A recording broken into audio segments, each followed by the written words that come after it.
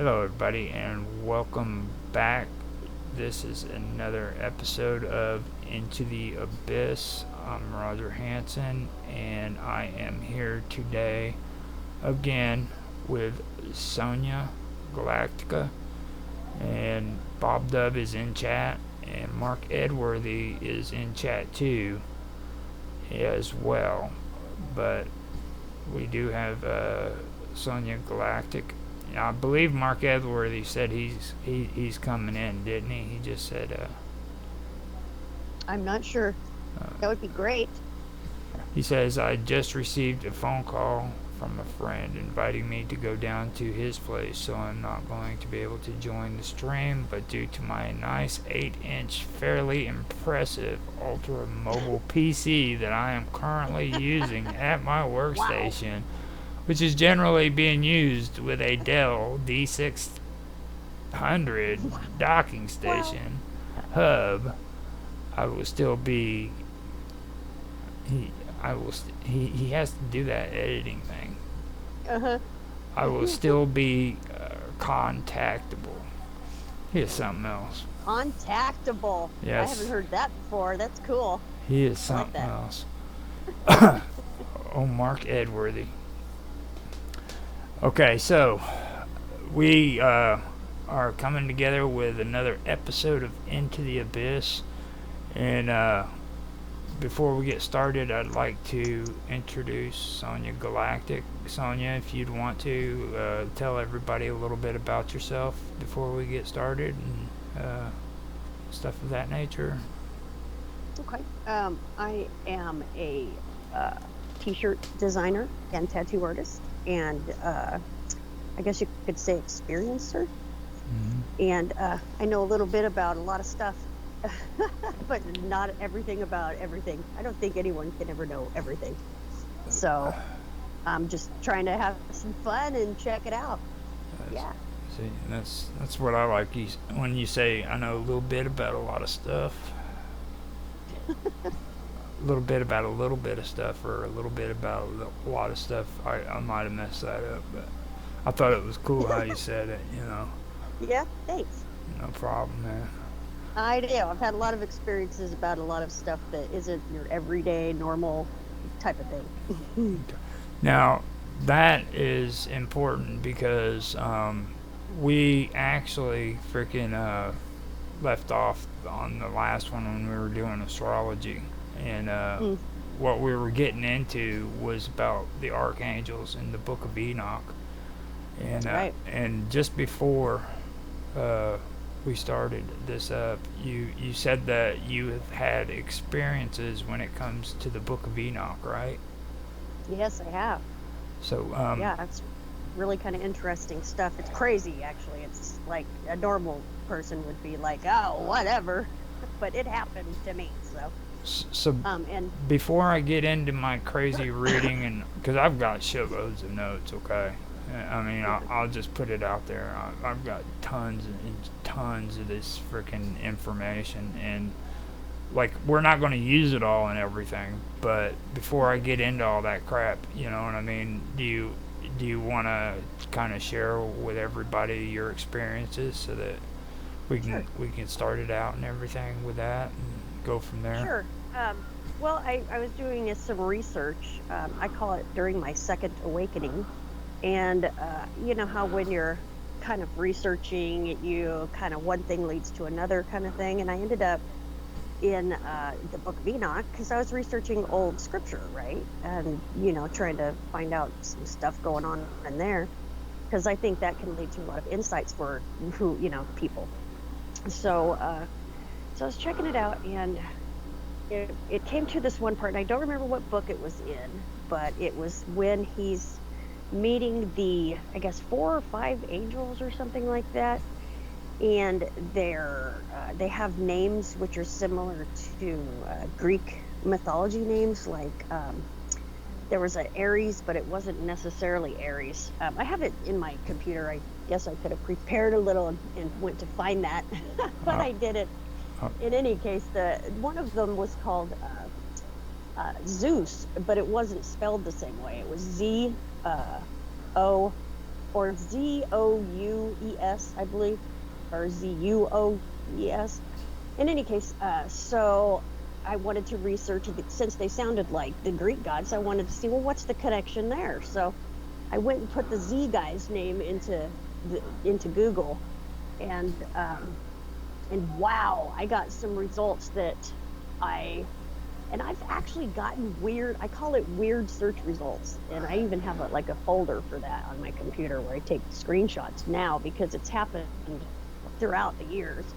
Where, and maybe it's happened to you before, where you put in like an IP address, or I'm not even sure if it was an IP address. It was numbers associated with an IP address when out of one of the apps I had on my phone that was seeing who's connecting to your phone and stuff. And I've gotten super like specific results from like .gov, like Mm-hmm. in countries I have never heard of before. And so this particular time, there were a lot of PDFs, and they were all educational PDFs, and a lot of them were from colleges and universities that in countries I've never heard of before. I mean, I didn't even know we had that many countries in the world. Okay, Mm-hmm. but a lot of them were associated with marine, like tests in marine biology, and they were all bio this or bio that, and and and there was one link. So I was, downloading all this stuff because that's what you do when you research. You download what you can find and then check it out whenever you can or whatever. At least that's what I do. Mm-hmm. And so there was one that I downloaded that when I opened it up, it was a Jewish like newsletter paper, like maybe 3 or 4 pages. It looked like a regular newspaper. It looked like it was on microfiche or something.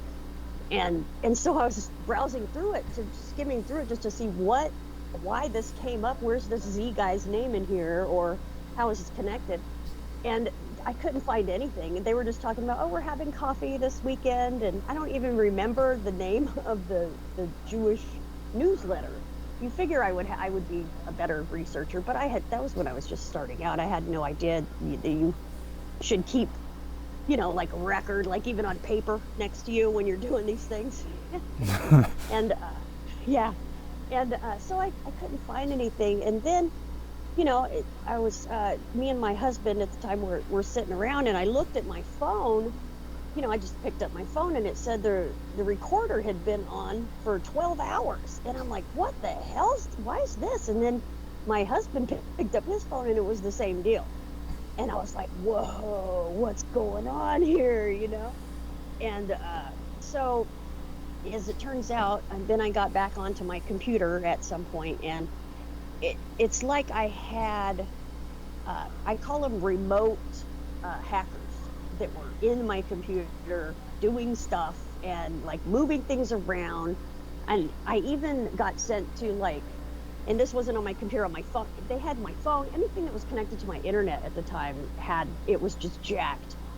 And they had, like, I would go to Google, but it wasn't really a Google page. It was like a fake one. Mm-hmm. And I'm not sure, at the time, I didn't know that you could even do stuff like that. But so it was crazy. And that's what I had in my tattoo shop, where I had 3 other computers, and we had the cameras 24/7 connected to the internet.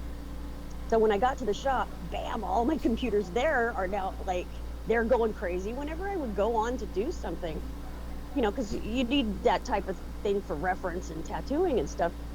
And I would notice that shit was like weird in my computer, like my folders were not in the same place, and I would go see what happened in there. And I'm not a computer wizard or anything. However, I know a little bit, enough to, kind of know a little bit about how things work. And wow, it was just crazy what was going on. And I could not even get online to find whatever I was looking for online if I had like went to investigate what was going on in my computer. It's like I got blocked or something. Mm-hmm. And then other people could, though, like the guy that I had working there, he got on there no problem. And I'm like, watch out for your phone, man, because the internet's messed up. You might want to unhook it from Wi-Fi. And he didn't have any problems. So what I ended up discovering with this whole thing, and I know it's a little bit off topic from the Enoch thing, but that is what started it. Mm-hmm. And it was that I could get online and look up whatever I wanted to look up, as long as I just completely ignored anything else that was going on in the background of my computer. Like if I pretended like I was stupid about it, then it's like I was quote unquote allowed to go online and get whatever I needed. But if I went and investigated, it was like I was blocked in 4 ways to Sunday. My computer would end up shutting off. It was crazy. And it was with Apple too. We did have one Apple computer there. So it wasn't just restricted to Windows or anything or Android. It was crazy. So we ended up, getting new phones and new compute, took our computer to the computer guy, and that was the computer that I had all this information saved on the hard drive.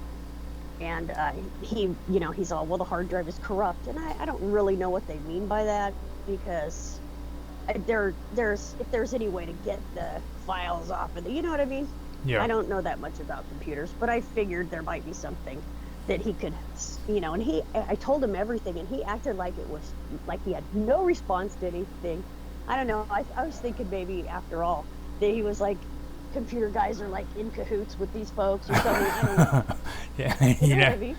I've heard a lot of people say some weird things that connect technology with things that you're talking about right there. It just seems kind of strange that that does happen, you know. Yeah, and it's like they call it a virus when it was active. I mean, so there's a couple more points I'll point out, and then we can move on. Okay. One extraordinary thing that happened was on my laptop, and my husband didn't know much about computers at all. When I would call him over and say, "Look at what's going on," he'd be like, "What?" And I don't have any witnesses, and I'm like, "Don't you see what they're doing?" And he's like, he had no idea. So, I was on my laptop one time. He was sleeping, and I noticed, and I had Windows. I think it was 8, maybe, or 7. I can't recall. It might have been 8. In any case, all the folders were. I was in my Explorer, and they're on the left there in the panel, and a lot of them were like duplicated, and then they were locked. The duplicates were locked of my documents and other of my files, right? Mm-hmm. So I was like, well, what the fuck? So I knew how to open up folders. Just go into the properties and the security and you jack around in there. I just trial and error that the same way I did WordPress, actually. So anyway, I got into some of these folders, and they had there in the folder was pictures that I had on my computers at work, at the shop, that weren't even on this laptop. They were from, like from the kids when they were little or whatever, that I only had the family pictures on the computer at work. And so here they are in this folder that I'm accessing on my laptop at home. And I'm like, what the hell is going on?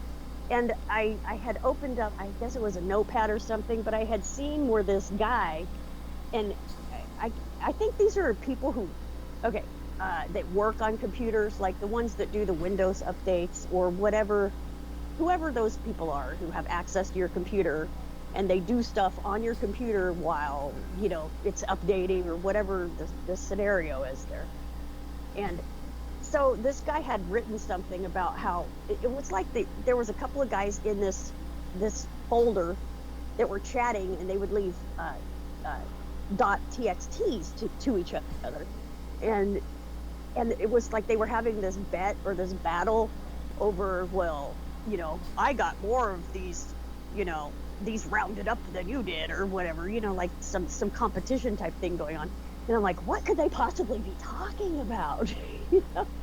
And so I freaked out. Okay. I freaked out, and I was like, this is like completely crazy. And I took my hammer in the middle of the night while my husband's in bed next to me, and I smashed the shit out of my fucking laptop, dude. I was like, oh my God, I wish I didn't do that, because there was probably things off of the hard drive I could have checked. I do have a couple of discs that's called Weird Windows that I saved from back then. Mm-hmm. And I've opened them up, and I haven't found anything strange about them, but I haven't put them into my computer because I didn't want it to contaminate that if it was some sort of virus thing, which it's probably not. It's probably just they all look benign from this perspective, although I haven't looked at all of them, if you can believe that. And this was over 20 years ago. It was like 2010 that this happened, or 11, or somewhere in there. Yeah, pretty crazy. So that did stop my search for the Z guy. we'll call him the Z guy. Yeah, because I don't know how that's connected. The only thing I can figure is that whoever is in charge of all this, computer business or whatever, the big, huge thing they got going on where everybody's connected to the internet, everybody has a computer that's on 24/7, and the only thing I can figure is that it has to do with some sort of deity that they are involved with, or some kind of, they have code names for their projects that they do, or whatever. Maybe that was like a code name for something, and whoever put that into a search engine was like, because they swooped in on me. I mean, I was swooped in on. That's what it feels like. And I even moved during that period to a different house, and I could not get on my internet. It would not let me get on there. And they would change my pass. I know it sounds crazy, but seriously, they changed my password as soon as I put it in there. Till finally I was like, please, in the name of Jesus, let me on my internet. You know what I mean? That was my password. It's like, to communicate to these people, leave me the fuck alone. Yeah. So I think that basically what it was that I kind of got on the radar of whoever. Mm-hmm. And I got hassled for a little while. And actually, that was during my second awakening, as I had said. But there was something odd that happened to me, and I'm still not exactly sure what it was. When I was going to sleep during that time one night, I had a zap, like an electrical zap happen to my solar plexus, and it came in through my back. And it went yeet, and I was like, what the fuck was that? And it scared the shit out of me. And I just like laid there because, when I was growing up, I was always scared of the dark, and I would just like get all the covers and be under the covers all the time. And so that's what I did. And I still don't know what that was, but it was definitely something that had to do with the solar plexus chakra, I believe. Mm-hmm. All right. So Yeah, crazy. I do have my theories on that, and Yeah. this could kind of open up to where I want to start out, because like when you're talking about the Z guy, okay, Mm-hmm. or the Z dude, or that, um, the freaking one that comes to my mind is Arakio. Okay, now Arakio is the second fallen angel mentioned in the Book of Enoch. Um, Okay. of the 20 Watcher leaders, and there's over like 200 fallen angels in the Book of Enoch. All right, so there's a whole bunch of them. I could be wrong, you know what I mean? Right. But Rakio's also called Eritzekafa, I believe is how it is. It's Okay. Aretzkapha, and that means world of distortion. Wow. Okay, That's nuts. and he's actually the second fallen angel mentioned in out of the 20 Watchers. So that was what kind of stuck out to me. Now, I wasn't going to actually like allude into him too much, because other than the fact of the numerology that goes with him, you know what I mean? But it basically what it says about him is Rakio is the fallen angel, the second mentioned of the 20 Watcher leaders of the 200 fallen angels in the Book of Enoch, who taught the signs of the earth, which suggests geomancy, and Oh, yeah. to humans during the days of Jared.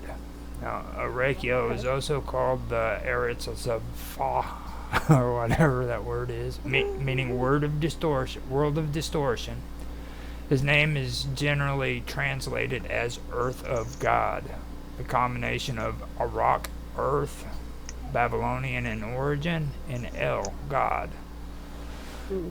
Now, this right here also goes into the numerology, and last time that we did the streams, I asked you numerology for for some things and everything, and Uh-huh. you didn't know them, so I went ahead and I researched on them, and Oh, um, wow. I came up with the numerology for a couple of things, and this was one of them for 200, 2 and 200, and what they mean. Um, Okay. and once I find my note on it, I can pull it up, because this is some pretty interesting stuff. Now What? you have to realize that these fallen angels, the reason why they were considered fallen angels and they were called the Watchers is was they were given roles to where they had to watch over the heavens and watch over the humans. Okay, Okay. Interesting. and why they were called the fallen angels was because they rebelled against God, and how they rebelled against God is they gave forbidden wisdom and knowledge to humans Okay. out of rebellion against God, and that's the whole premise behind it all. Okay, Hmm. so once I find, I'm at 4,200, but there's there's like three of them that I have, and it has the whole. Here it is. Here it's for the numerology of 200. Now, the number 200 is primarily influenced by the vibrations of the number 2 and 0. Right. The presence of two zeros after the 2 implies the quality of the qualities of the 2, while the 0 themselves, no, after the 2, the presence of two zeros after the 2 amplifies the qualities of the 2. So it's amplifying the number 2. While the Okay. zeros while the zeros themselves carry an intrinsic meaning in numerology, okay. So basically what they're saying is like the more zeros that are after the number, it amplifies the meaning for that number. Okay. Okay. So if there's two or three zeros after it, then that makes it amplified even more. It's more important. So I'll move on to now the core influence of 2: cooperation and harmony. The number 2 symbolizes balance, partnerships, Hmm. cooperation, diplomacy, and duality. Now, Right. it is often associated with relationships, teamwork, and the desire for peace and harmony, intuition, and sensitivity. The number 2 is connected to intuition, sensitivity, and empathy. It highlights the ability to understand others and see different perspectives. Right. Right. Okay, I agree. Totally. now significance of the 0: potential and infinite possibilities. 0 in numerology is considered a symbol of the infinite, the void, and untapped potential. It represents both the beginning and the end, the Alpha and Omega. Um, Spiritual. See right there when it says void so much right there, within the vacuum should have been on here. I told him earlier he needed to come in here, and he said that he was making noodles and pasta and all that good stuff. So Mm-hmm. that's his Okay. loss. That's his loss. Now, spiritual emphasis is 0 amplifies the energy of any number it accompanies and can indicate a spiritual journey or a deeper calling. Numerological breakdown. When we add the digits of 200 together, 2 plus 0 plus 0, the result is 2.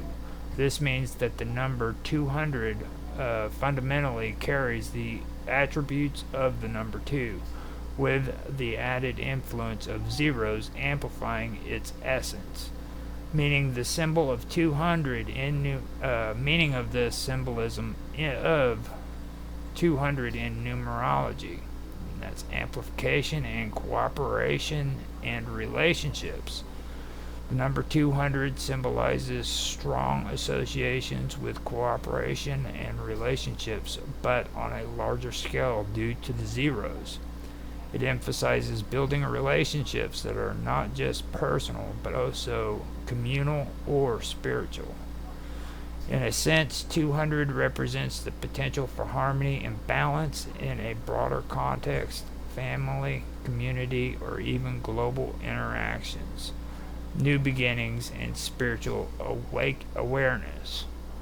The zeros in 200 are connected to new beginnings, a sense of unity, and journey towards spiritual awareness. The number may suggest a phase where you are asked to look within, understand your higher purpose, and explore latent spiritual abilities. Support and patience. This is the tough part. The influence of the two brings patience, compassion, and a supportive energy. When seen in the context of 200, it suggests that the patient will yield no that the patience that patience will yield significant growth and development, particularly in areas involving partnerships and emotional connections. And now here with the divine guidance and trust. In numerology, the zero often denotes a presence of divine guidance, urging one to trust in the universal flow. Thus, 200 can be seen as a reminder to trust in divine timing, have faith in the journey, and recognize that your actions are being supported by a higher power. Balancing. Interesting. Mm-hmm. Now, this with the 200 too, let me remind you that the reason why I got the 200 is because Ezekiel was in charge of 200 angels. He had 200 angels that were beneath him, or that he commanded. So Hmm. that's basically what he did. And this was before he was a fallen angel. This was when he was a watcher. So the number 200 also symbolizes a need to balance material ambitions with spiritual growth. It could indicate that while you focus on worldly achievements, equal importance should be given to spiritual development and emotional well-being. Symbolic interpretation of 200 in various contexts in personal life. Seeing 200 in personal circumstances could indicate a need to nurture relationships, be more diplomatic, or work towards peace and reconciliation. It could also be a sign to be patient and trust that everything will work out in its due time. In professional life, in a professional context, the number 200 can signify partnerships or collaborations that lead to significant advancements. It suggests that working with others, sharing responsibilities, and maintaining a cooperative attitude will be the key to achieving success. Now, in spiritual life, spiritually, 200 points to the exploration of potential, the start of new spiritual paths, or deeper meditative practices. It encourages the individual to look beyond the surface and connect with their higher self. And that kind of goes into what you were talking about. You said you were going through your spiritual awakening, kind of, right? The second time I woke up is what I call it, because I had an experience in 1992 Uh-huh. where I had a spontaneous oneness of the universe come over me, and it totally took me out of this realm, I guess you could say, Mm-hmm. for just a split second. And then I had remembered, oh, I'm in this body, I'm born here, and in this life, actually. And it seemed so tiny, teeny, teeny, tiny compared to what I had just experienced, which was also me, but I guess a larger me, which was connected to everything. That's why I call it oneness. And, Mm-hmm. that was back before anybody was talking about stuff like that. Yeah. So everybody thought I lost my mind. but but anyway, in the second time, I had read David Wilcox's book, um, uh, The Synchronicity Key, and that was fascinating. And he had talked about oneness in there, and in a way that I was familiar with. So I was like, yeah, and I'm like, that's right. Why am I sitting around here just doing nothing?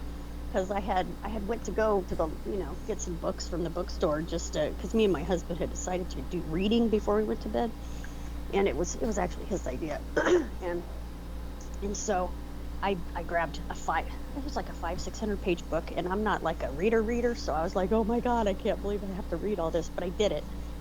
And in any case, it's like after that I had I guess, remembered who I was again or something. Mm-hmm. And it just re-sparked the entire thing. I mean, I'd seen UFOs all the time, but I was seeing them like differently. Like they were hovering very low in the neighborhood areas. They were like the black triangle ones, and I had never seen shit like that before. But I could look across the yard or whatever into the neighborhood and see these like UFOs just hanging over certain areas, and I was like, whoa, because normally you just don't see shit when you look up in the sky, unless you tune yourself into it.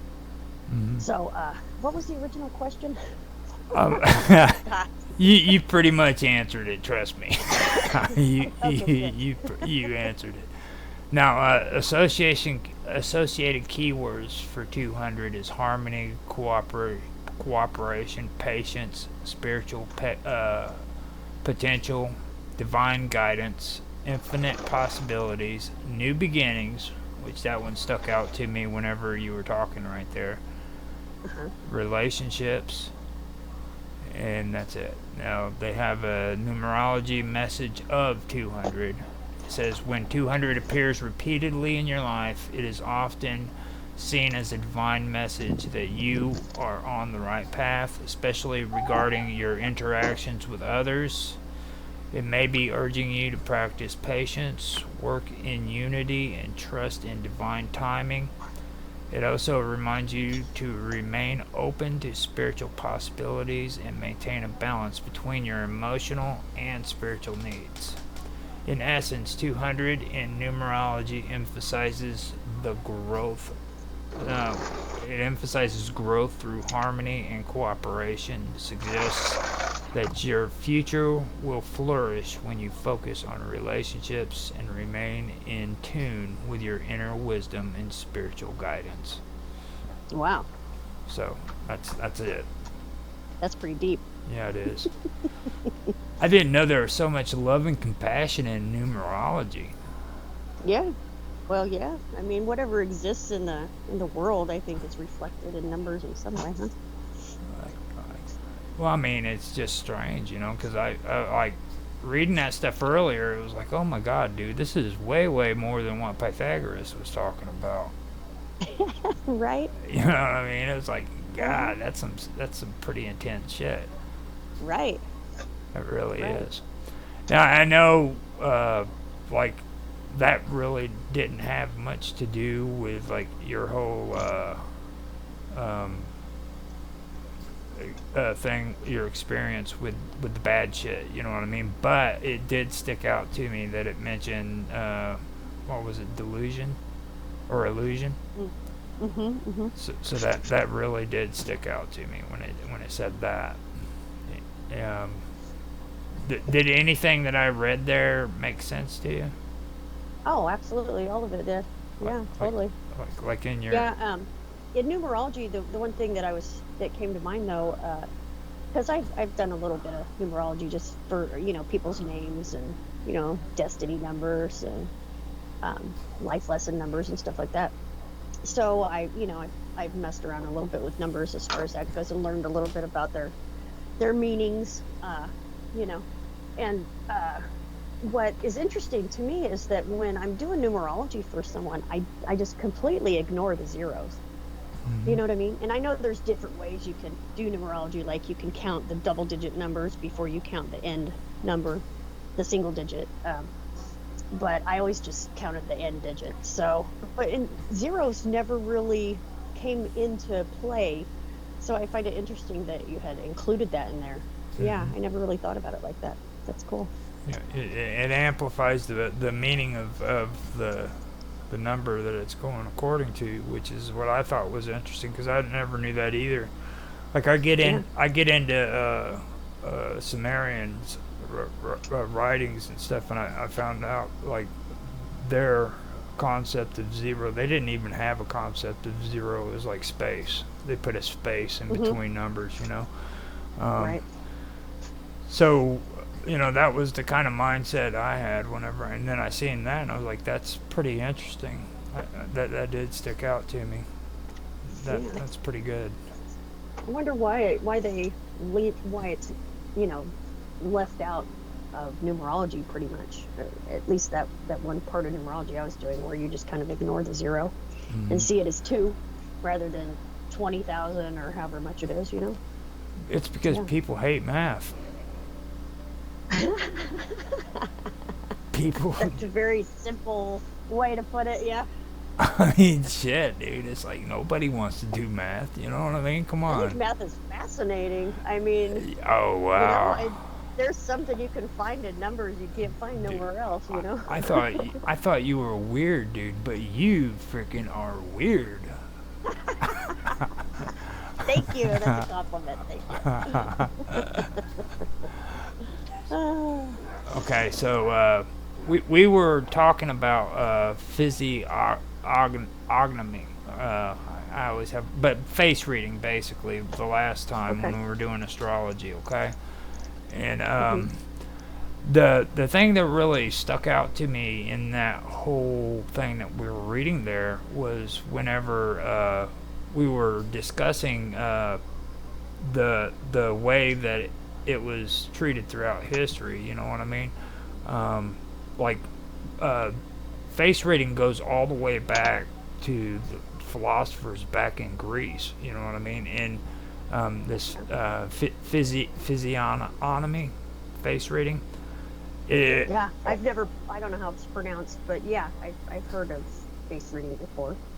now, You're talking about the divination part of it? yes, all of it. Okay. And the thing of it is what stuck out to me with all my readings on it is this never goes away. Like it'll lose favor for a while, and then it'll pop back up, and then it'll pop back up, Interesting. and it's been that way since like for thousands of years. You know what I'm saying?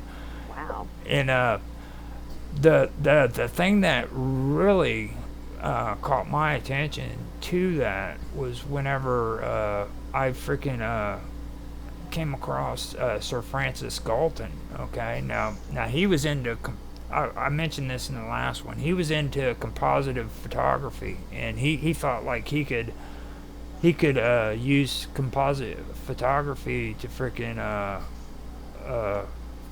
figure out who had freaking like criminal tendencies and stuff like that just by freaking putting their photos Wow. together. You know what I mean? Different people's That's pretty photos. severe. Yeah, that's interesting. Yeah. And the weird part about that is it didn't hit off good when he did it because when he combined all these people's faces together, freaking in the photos, it actually made the original person look better. You know what I mean? Like like he expected him to be some kind of deranged, ugly-looking dude, but what happened was is the photo actually turned out to where the guy looked better because he combined all these pictures together.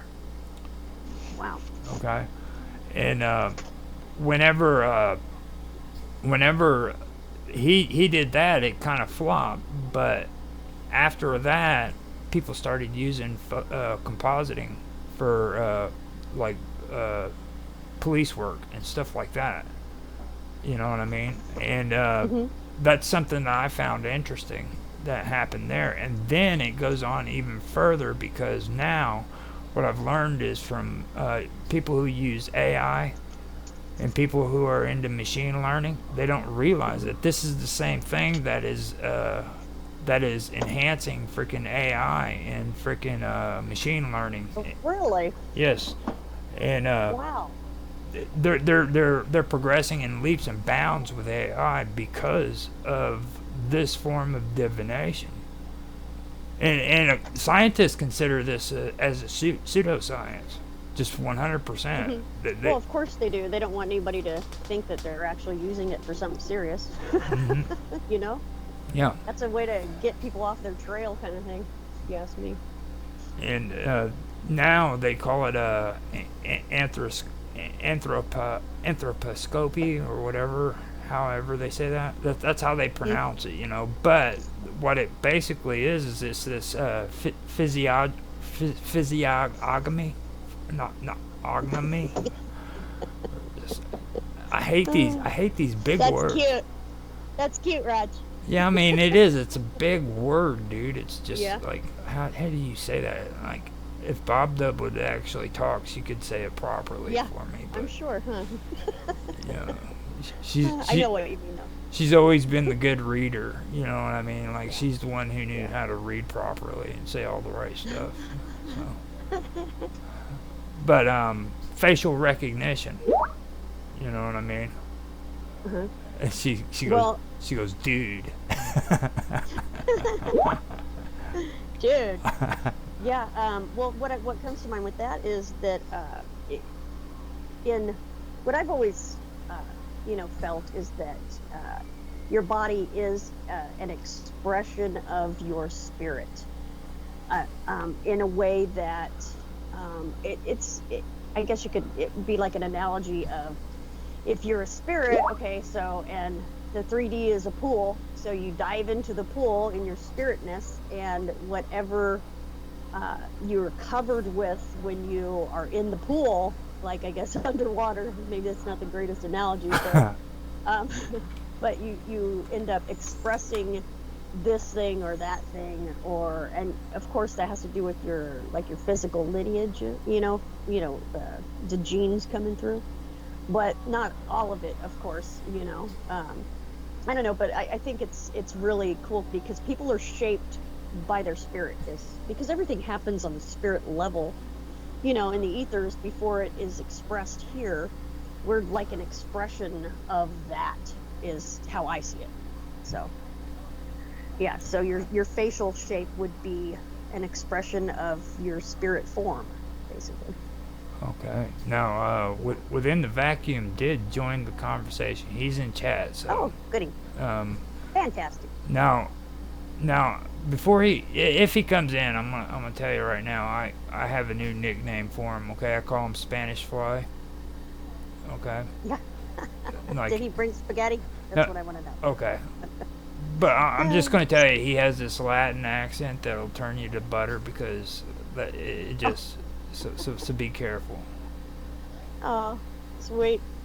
Yeah, so he is in chat though. He might be just listening. I don't know, but if he wants to come in, he's more than welcome. And Come on in, bruh. come on in. That was cool. Yeah. Okay, now I gotta find my place because I got distracted. Yeah. All this Yeah, cool stuff. by the Latino Well, energy. him and then frickin' Bob Dub had some cool stuff to say. She said that she can read some things, but I should check out Satori's words because he's got big words, and he does. He has huge words. I've actually paid attention to it because I try to say the words. I'm not good at it, but I do try it. You know what I'm saying? Well, that's how you get good. Huh. Mm-hmm. That's like the only way to become good at anything is trying. Entheogenetic. See, she said Yeah. entheogenetic. Sweet. So now, Bob Dub, if within the vacuum doesn't know how to get into the video part, kind of help guide him through if he wants to come in, because he might not know how to do it. I'm kind of hoping that I don't have to like break into to the show to kind of give instructions on how to do it. I don't know if he knows how to, so just letting you know. I know he showed up in there. Okay, so facial recognition. What's your thought on facial recognition? No, to be honest. As far as the way they're using it now, like with Just technology and stuff. just off the top of your cuff, everything. Just spill Well, it out there. I think that it's been digitized, and which is really cheating, in a way. Mm-hmm. And the way it's being used and to categorize folks, or not necessarily even categorize them, but to recognize them is pretty much evil, of course, because it's being used to take people's rights away, the God-given rights that they are born with, and sovereignty, crushing type of stuff. Mm-hmm. So that's really what comes to mind with that. When I've done tarot and researched all kinds of divination over the years, but facial reading faces or even palms, I got into that a little bit, which is seems like it's kind of similar to that. But I've never actually, had any experience with reading faces. I think that's very interesting. I'm not in the traditional way anyway. I do know that, when you look at someone, I find it interesting the way that their faces are shaped because I think that does say something about them. But to me, it's on an unspoken level, like you can't really put it into words, kind of thing. So it's kind of a different type of energy transmission that goes on there, I guess. So that's what comes to mind for me on that whole subject, really. Okay. Yeah, and I do agree with it on that, and then plus like the privacy laws. You know what I mean? The Hmm. Hmm. I think that's really going a little bit too far on it when it comes to Oh yeah. privacy and stuff. Like they can pinpoint your face right in the middle of an airport because you walk through a freaking metal detector. You know, that's pretty Yeah, insane. So it is. It's cheating. It's like really cheating. now, Totally. If you within the ask me. vacuum has reached the freaking stream. If I don't know if you know how to unmute, but you can unmute if you want to say something within the Yeah. vacuum. Hello. Hello. Hello. I was. Hello, Latino. Did you bring spaghetti? Oh, Yes, I ate it. uh, It was good. it was. yeah, I bet. Huh? No, I already Yeah, I, I already told her that you have a voice that's like fluid and hypnotizing to the ear. Yeah. yeah, you got some big Thank you, shoes for you. Roger. Yeah. I boosted you up there, bud. I mean, Yeah. I even told her about my new nickname for you, Spanish Ah. Fly.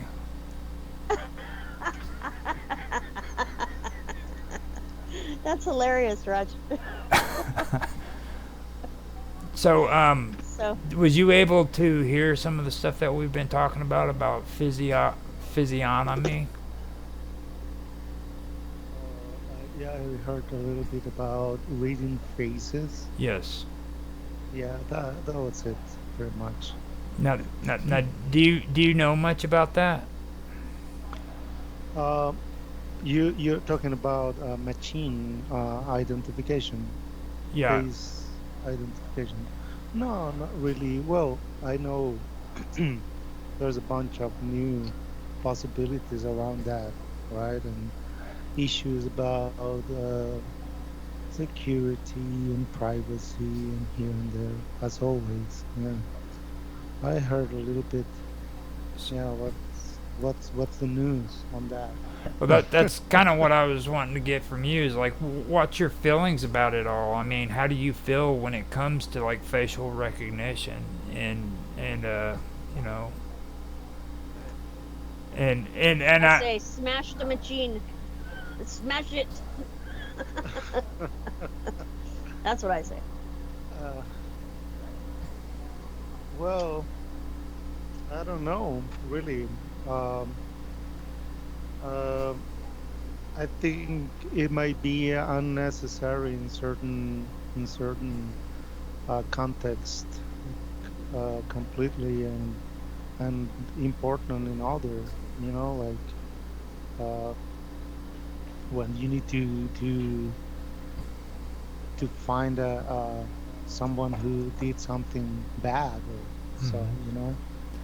But it's complicated. We always get into this point with, if you notice, we get into this point with every new advance, every new technology we develop is the same debate, which is, I think, is very reasonable to have it, right? But yeah, I don't know what's the well, I think we all know what's the common sense point for these. We hope the ones who have in control this technology think something similar, yeah right? yeah exactly. Hopefully. Now, just before you came in too, what was with this physiognomy? physiognomy or face reading. Okay, I was explaining what I found out about it is like this goes all the way back to the ancient Greeks. Like they've been talking about this in all through time since then. It's fallen out of favor, came back and came back. You know, and like um, when it comes to composite photography. You know what I mean? I was talking about that a little bit, and then I got into how this is also and let me remind you, this is a part of divinity, okay? And this has also been used in machine learning and AI, and they're actually finding. I mean, AI, artificial intelligence, is freaking growing in leaps and bounds because of this, and the scientific community is actually actually considers this like a pseudoscience. But it's really really beneficial when it comes to AI. You know, so that was basically what we were talking about just before you came in, and so with that, I'd like to ask you, what do you think about that when you hear that like AI is actually benefiting off of divinity or divination?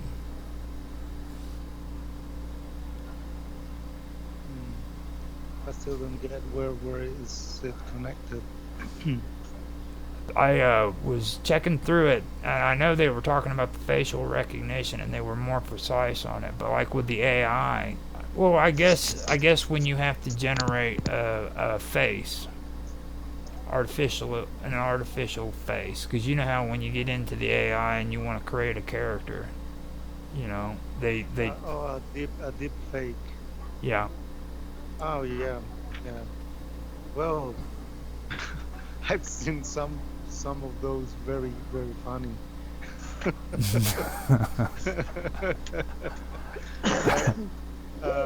The same, it's the same thing, same problem. Same. Yeah. What's the difference? We need to find common sense with all of these, because it won't. It's not something that it's gonna stop now. It's going to grow exponentially because of the AI and because of everybody uh, getting into these frequency, which I think is also related with what we are already in the future, and we are like in having a little encounter with ourselves. What? you know, I don't want to go there, Well, because you already that, did, that's man. now, it, Encounter. He's like, no, we like we're getting in contact with ourselves, our Yeah, future version of ourselves, and we're like embodying our checking out. higher selves, kind of thing, Well, more and yeah, more as we go. mhm, yeah, yeah. Maybe it's manifesting, and it's first happening at the information level, then we can have it under. I have something to on- say about that. I think that we all have latent or innate abilities, such as telepathy, for example, and a lot of people are waking their abilities back up if they're able to know themselves or take the time to do that. Um, and then others are being subdued and maybe even abused by technology, because cell phones are an example. See, as long as we have cell phones, we're not going to develop our telepathic abilities, because we could just call somebody, and especially if we don't know about telepathic abilities, if those are labeled as nonsense to the masses, then of course they're just going to brush those aside and move on. And then that's a way to stop humanity's ascension from evolving, the way that we're supposed to be evolving. It's like harnessing their humans' energy, or blocking their evolving. Really, is what it is. Because if they let folks evolve, then they'll have less energy for their energy farm kind of thing, is how I see it. There's a lot more to that, but that's kind of just what came to mind. Definitely, right? Yeah. But we are uh, virtually or theoretically all the possible possibilities. So in this case, I think this particular timeline that we are surfing together, Hmm. we somehow decided to go this technology path, right? It's weird, but it's also cool. But yeah, I've say I I've said this before also, that it might be that, well, when you have it right away, you don't have to develop by yourself Hmm. telepathy and all these abilities.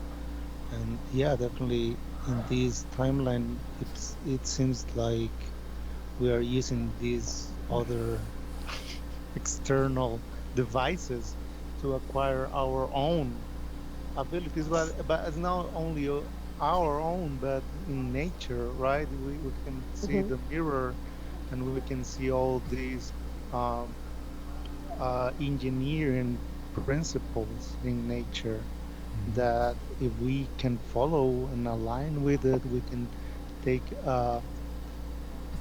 we can develop a technology that it's more according to those patterns and those uh, type of really advanced technology that nature is, right?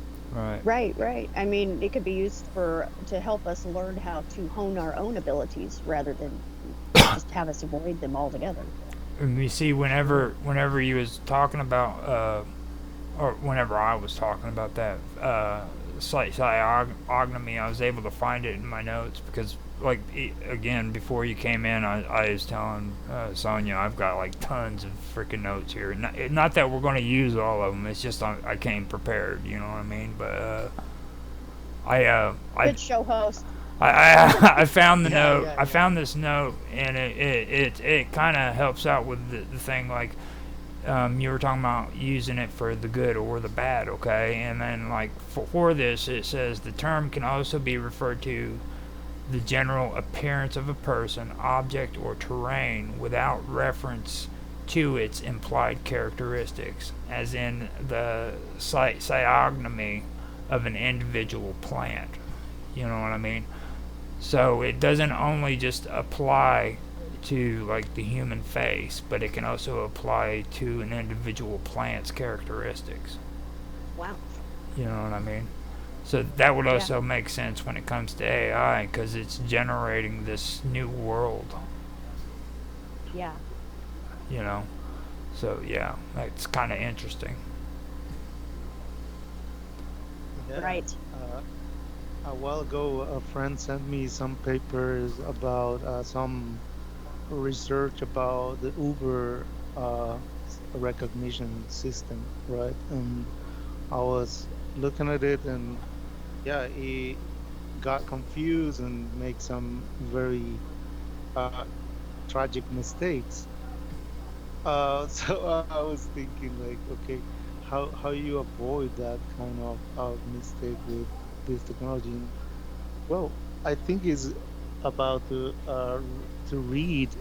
You know, if you want to do it well, you will use another type of sensor, Mm-hmm. like the ones capable of reading the electromagnetic field of whatever you're pointing out, and then you assign a name to it, Hmm. and give an Or a image. number. Yeah, exactly.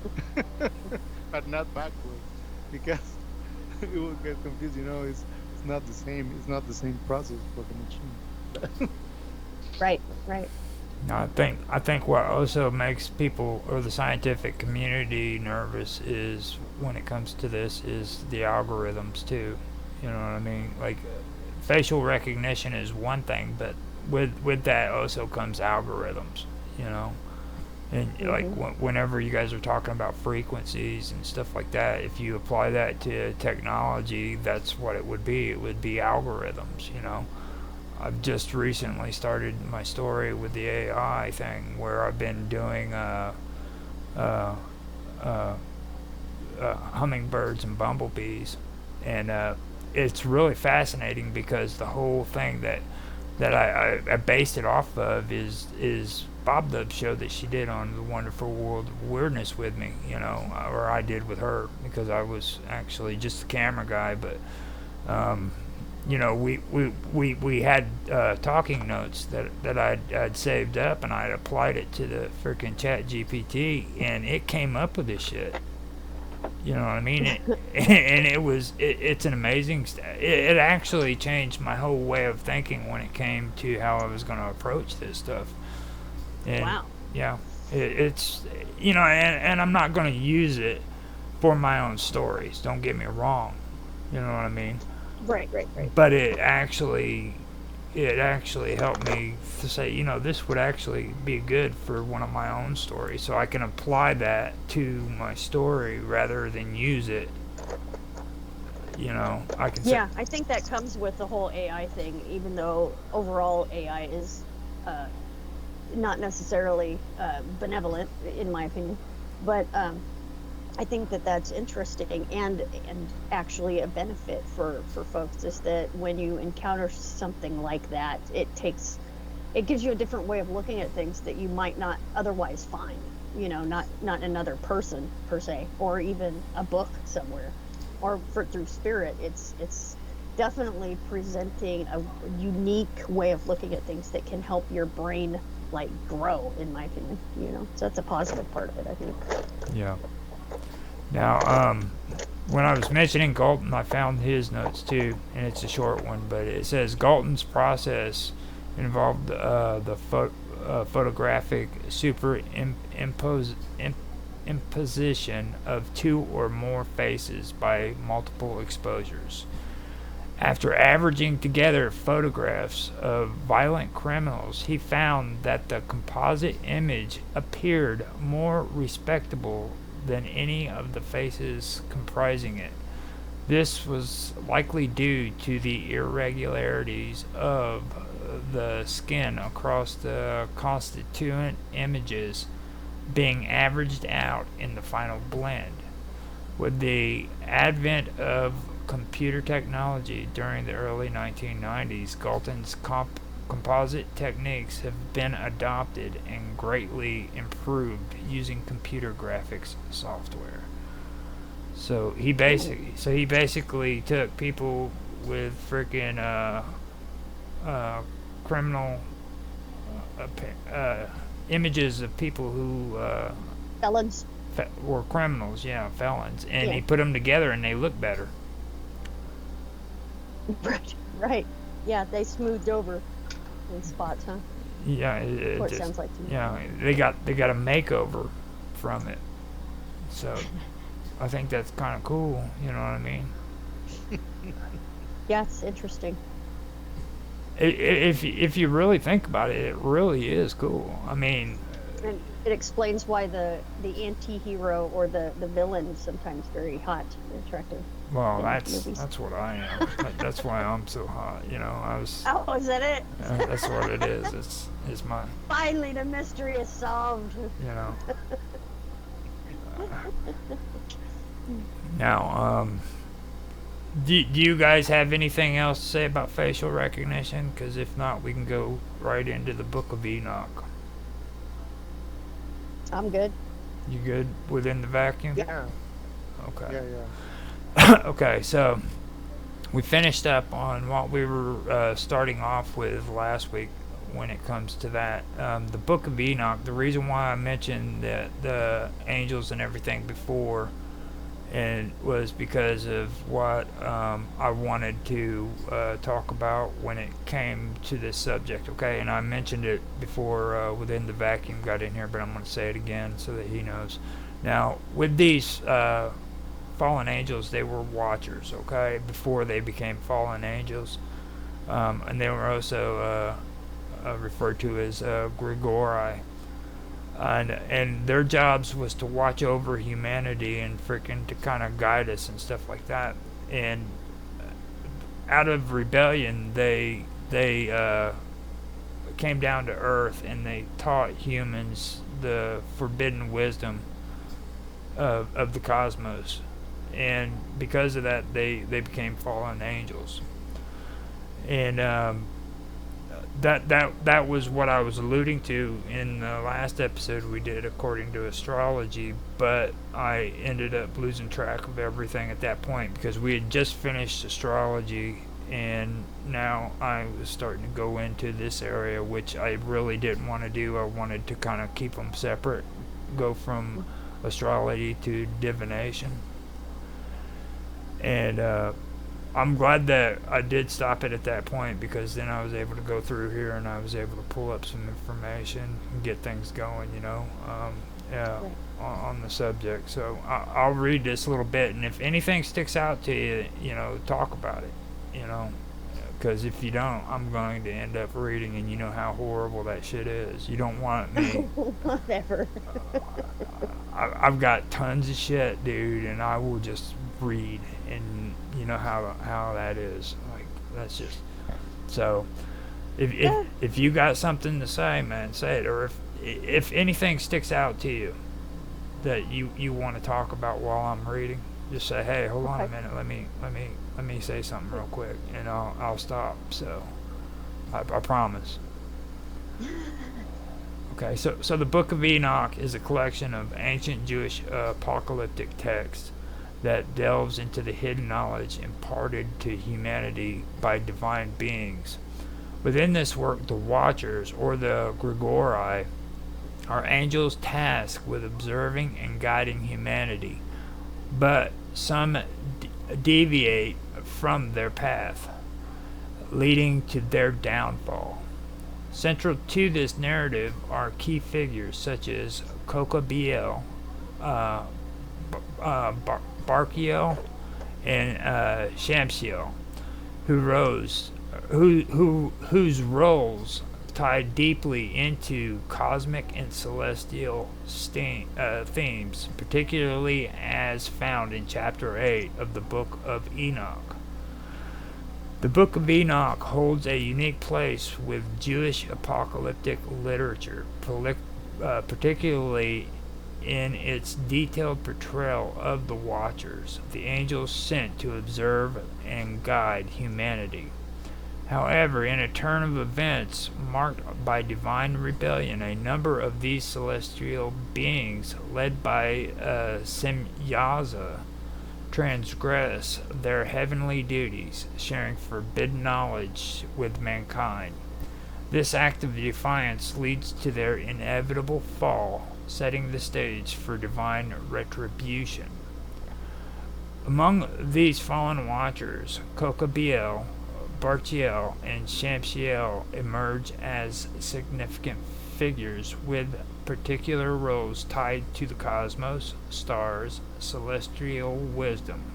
To fully grasp the interplay between these three entities and their relevance in chapter 8 of the Book of Enoch, we must examine their symbolic, theological, and esoteric implications in the wider context of celestial lore. Now, Berikiel, also known as Berikel, is one of the archangels of Judaism, as well as Byzantine, Catholic, and Eastern Orthodox tradition. He is the archangel of blessings. In the third book of Enoch, he is described as one of the angelic princes, with a myriad of 46,000 minstrel angels attending him. He is described as the Almighty of Solomon, as one of the chief angels of the first and fourth Korah. Now, Those servants. yeah, yep. Man, that PTD was nothing And compared to these guys. Right. mhm. Now I do have the numerological meaning for in numerology for 46,000, 496,000. So with that being said, I'll read that off to you guys here after I'm done. But keep talking because that was good. I just wanted to let you know. Sweet. All right. All right. All right. Okay, so Yeah.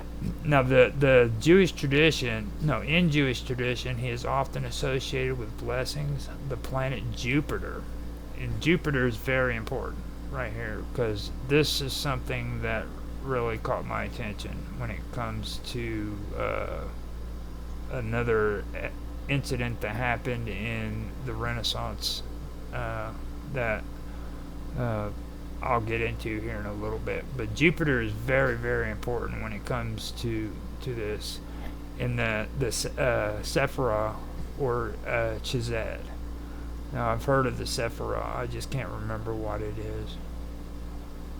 That's the Jewish tree, isn't it? I believe Or so. one of the notches on the Jewish tree or something. Yeah, Yeah, Kabbalah or whatever it's called. that could be the Sephirah from that. Now, That's what it is. in iconography,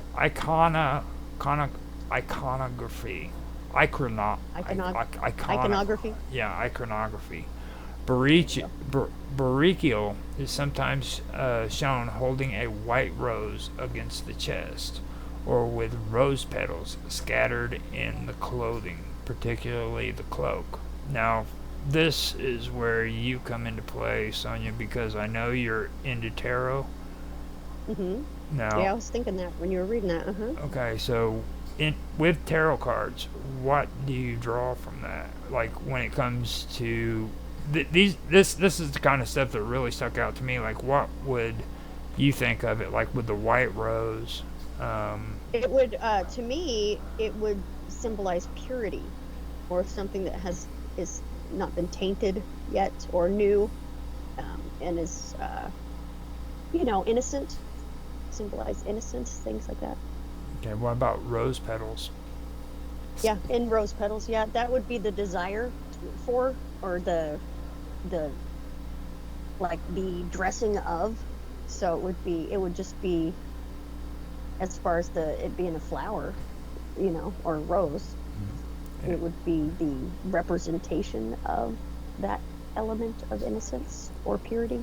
So would it be like a desire for innocence? Yeah, it could be like a, yeah, like a where that's where it's grown from, kind of thing. That's where how it expresses. Okay. Now, In I- my view, anyway. I mean, from what I've learned. it sounded good when you said it. Like, and because like right after, right after it talks about scattered on the clothing, particularly the cloak, and then you said Mhm. like a dressing. You know what I mean? Yeah, yeah, yeah. It's and cloaks are more like, they can have hidden things underneath them. So there's that element to cloaks as well. But it also would represent that the majority of that, whatever is cloaked, is of whatever's on the cloak, kind of thing. If that makes any sense, as opposed to it being like a bikini. You know what I mean? I was thinking it sounded kind of sexy actually myself. Like, just whenever I was listening to it, like, yeah, dude, that's pretty hot, you know. So, The cloaks, yeah. So you like cloaked ladies, huh? I'm like, oh, ladies, Yeah, I they know. don't even need a cloak. I just got that. Yeah. Okay, so within Just the, tattoos. I'm just Raining kidding. a lot here. Do you guys I can listen to hear rain? that. Yeah, I can hear that. Yeah, it's raining Wow. really hard. All right, Cool. For days now. 4 days. Wow. Yeah, Yeah, I'm here in the jungle. yeah. Ooh, the Yeah, jungle. that's right. We Yeah. never got a chance for you to tell everybody about yourself. You're in a live stream right now, so if you want to within the vacuum, let everybody know about yourself, and also give yourself a plug because I know you got a lot of things going on. Okay. Okay. Yeah, I don't know about, but let's focus on the theme here about Enoch, and what I can, my perspective, the angle that I can bring to the table on this is that uh, I've been, studying about this and alternatives version of the story and everything for many years also. And what I well, no, right now, my point of view is that we are all hallucinating, Right? and we all have different hallucinations, and no one's is the right one. Right. There actually is no right or wrong. That's just a matter of Yeah. perspective. And these stories, what I try to get from them is uh, basically the message, the energy, the good vibe from it. Just Right. that, I really don't think any of that as something that it's, like probable or getting to Yeah. that other stage. Mm-hmm. But I take that. I take the whatever good message is in it.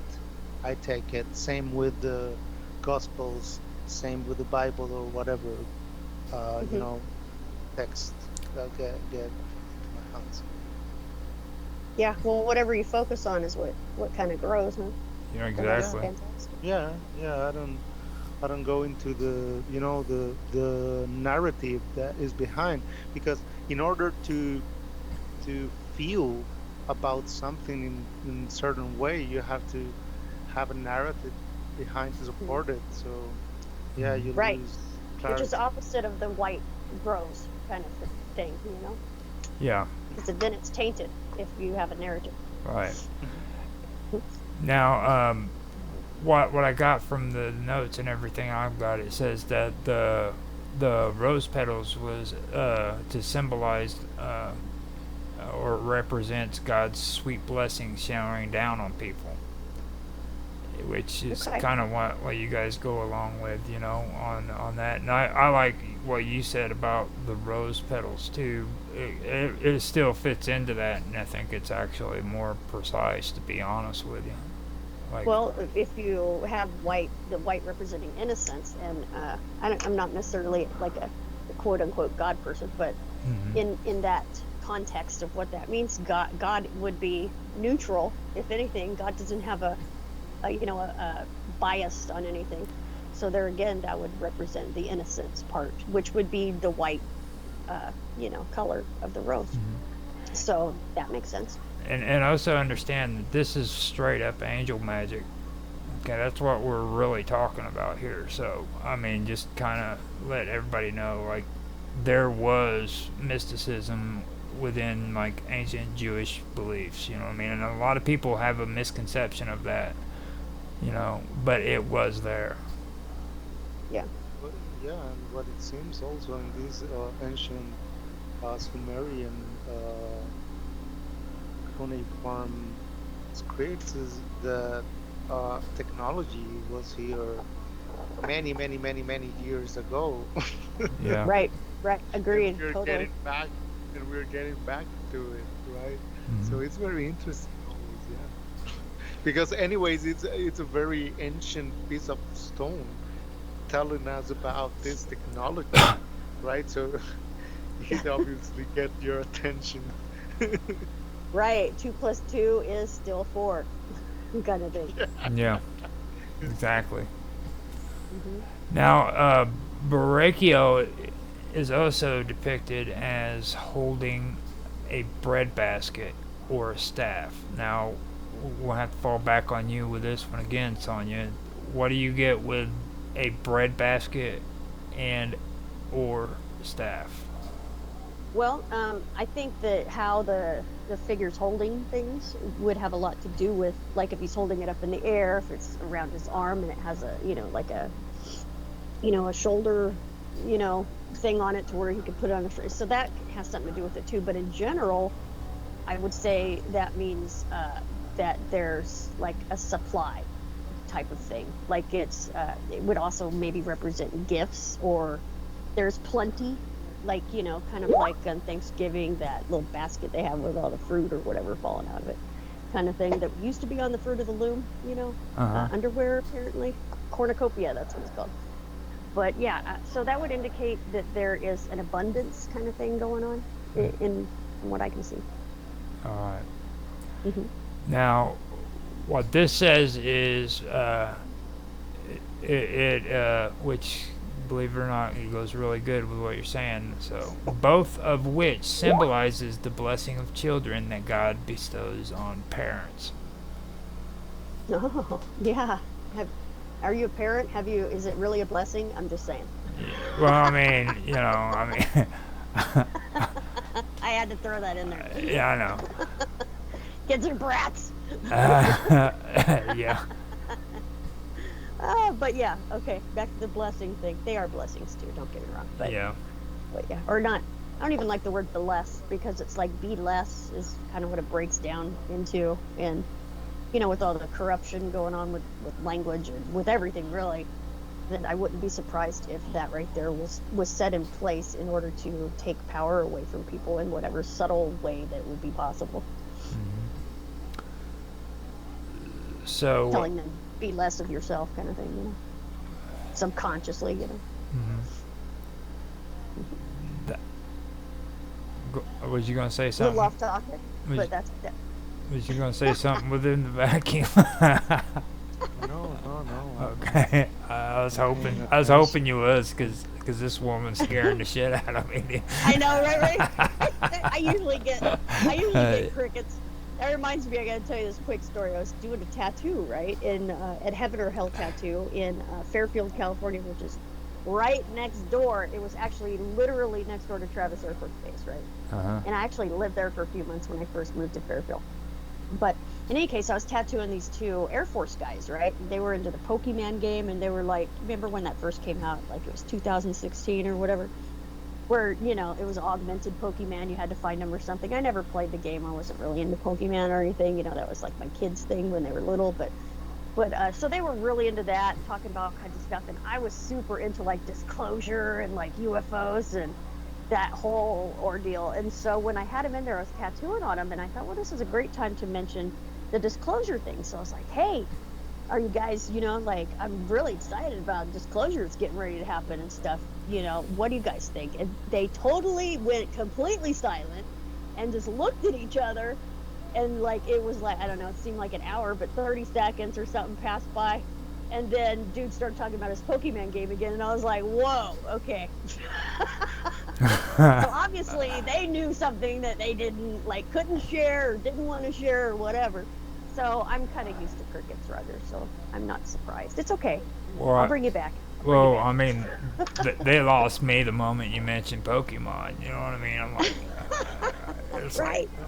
I actually, I'm part of this group from, well, Latin America, Spain mostly, from ladies that make this type of analysis with language and numbers, and they Oh, they wow. they go really really deep into it, at the point that from regular, information gathered from news and all of these, they can predict and they can make calculations about this and that, and you can Oh, see. that's so interesting. Yeah, they are good. Wow. They are Yeah, good. wow. That reminds me of some of the stuff Cliff High is doing with his. And all of these new type of reading came from the investigation, development from the investigation about Jean-Pierre Garnier Mallet from the doubling theory. And yeah, it's very interesting because, they went deeper into it from what Jean-Pierre bring, and with the implications from that perspective, and you can find really really interesting data about Yeah, reality, and about the wires that move inside the back, in the back of yeah, reality. Yeah. yeah. Like You you backstage. you you Yeah. also you also can get lost in the cables, because Well, sure. it's basically Swing around on him infinite. like a monkey. No, I'm just kidding. Sure, sure. But yeah, yeah, yeah, yeah, In the exactly. jungle, the backspace Yeah, jungle, for Yeah, sure. yeah. Seriously, You that's can so get lost. interesting. Wow. You can Is get there any lost. is there anything that you would like to or can share about like some of the like ideas that have come forth from that? yeah, like the double Uh, theory. You're talking about Or that. That anything, yeah. that right there is Like interesting. what's well, been found. the doubling theory is from an ancient Greek. It's embedded in the language Greek, actually. And Oh, interesting.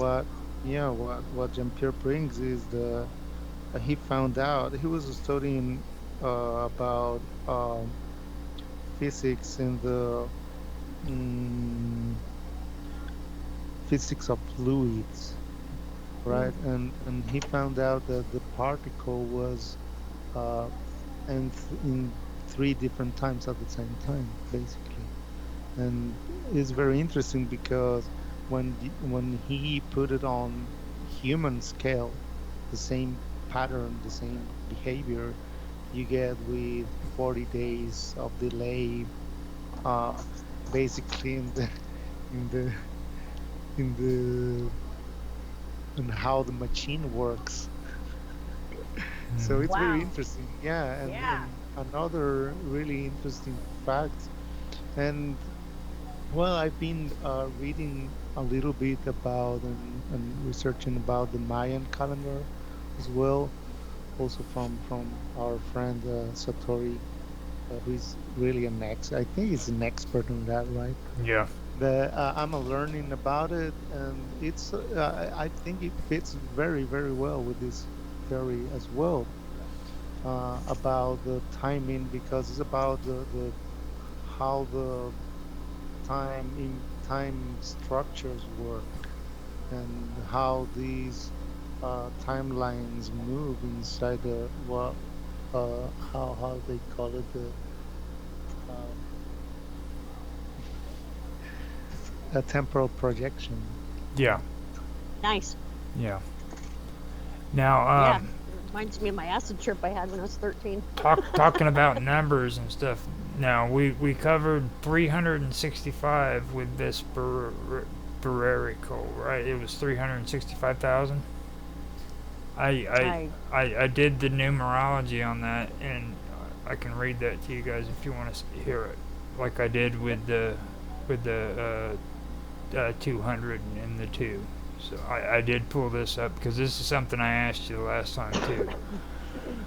Okay. So you guys mind if I read this? Yeah. Okay. No, no, sure. Okay. Go ahead. The numerology for in numerology in numerology, large numbers like 365,000 are broken down and analyzed to understand their underlying essence and meaning. To interpret 365,000, we need to consider its fundamental components, including the individual digits, their placements, and the overall vibrational influence of the entire number. Breaking down 365,000 in numerology, the component analysis. The number 365,000 is composed of the digit 3, 6, and 5, followed by 3 zeros. In numerology, each digit carries a unique significance, and zeros often act as amplifiers, intensifying the energies of the digits preceding them. Some of the digits. To derive the core essence of 365,000, we reduce it to a single digit by adding up the individual numbers. 3 plus 6 plus 5 plus 0 plus 0 plus 0 equals 14. We continue reducing until we have a single digit. 1 plus 4 equals 5. Therefore, the base number influencing 365,000 is 5. This means that the number 5 is the core energy, with additional nuances provided by the number 3, 6, and the zeros. Meaning of the digits in 365,000. Number 3, creativity, communication, and growth. The number 3 is associated with creative expression, social interaction, joy, and personal growth. It suggests optimism, creativity, and the manifestation of ideas. In the content of 365,000, 3 symbolizes the power of thought, communication, and the ability to bring imagination into reality. Number 6, responsibility, harmony, and family. The number 6 is connected to nurturing, responsibility, service, and love for family and community. It represents harmony, balance, and the pursuit of justice and fairness. Here, 6 highlights the importance of nurturing relationships and finding balance between material pursuits and emotional well-being. Number 5, final core essence, freedom, adventure, and change. The number 5 is all about versatility, change, and sense of freedom. It encourages adaptability, curiosity, and exploration of new horizons. As the core energy of 365,000, 5 suggests that this number is driven by the desire for adventure, personal freedom, transformation. It is a dynamic and action-oriented number that calls for embracing change and breaking free from constraints.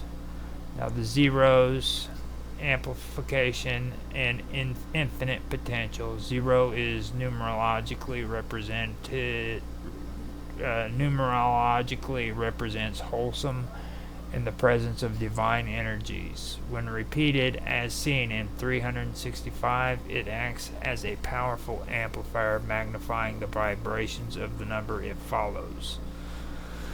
The triple zeros in 365,000 intensifies the energies of 3, 6, and 5, giving this number a heightened spiritual significance and adding a sense of vast untapped potential.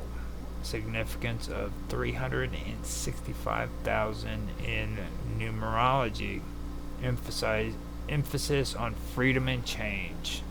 The core number 5 suggests that 365,000 resonates strongly with themes of change, exploration, and freedom. It speaks to individuals or situations that are in a state of transformation or on the brink of a new journey. It also indicates a period where embracing adventure and flexibility will lead to the significant personal growth and expansion. Balance between responsibility and creativity. The presence of the number 3 and 6 along the core 5 highlights the need to find a balance between creative pursuits, 3 the responsibility and responsibilities and duties, and then 6. This number may suggest that while freedom is sought, it must not come at the expense of harmony and accountability. In this context, 365,000 urges a balanced approach where change is pursued without neglecting existing commitments and relationships. Spiritual potential and expansion. With the influence of 3 zeros, 365,000 carries a strong spiritual undertone. Zeros are often seen as markers of divine guidance, infinite potential, and cosmic energy. This suggests that 365,000 is not just about material change or personal freedom, but also about spiritual evolution. It hints at the presence of hidden energies or opportunities that are waiting to be realized. Creative transformation. The combination of 3, 6, and 5 amplified by the zeros points to a creative transformation. This number can signify a period of a dynamic change where innovative ideas and nurturing influences come together to create something entirely new. Symbolic interpretation of 365,000 in different contexts. Personal life. In a personal context, 365,000 can signify a time of major change where breaking free from old patterns is necessary. It might suggest that new creative ventures or projects are on the horizon, but maintaining harmony in relationships is essential. The number could indicate a journey of personal exploration where spiritual growth is intertwined with the desire for freedom and adventure. Personal life or professional life. Professionally, 365,000 suggests embracing change and innovation. It may point to new opportunities or a shift in direction where creative expression and responsibility must be balanced. This number could encourage taking calculated risks or stepping outside of one's comfort zone to achieve success. Spiritual life. Spiritually, 365,000 is a powerful number that indicates the presence of divine guidance. It encourages tapping into one's inner potential and embracing the path of spiritual awakening.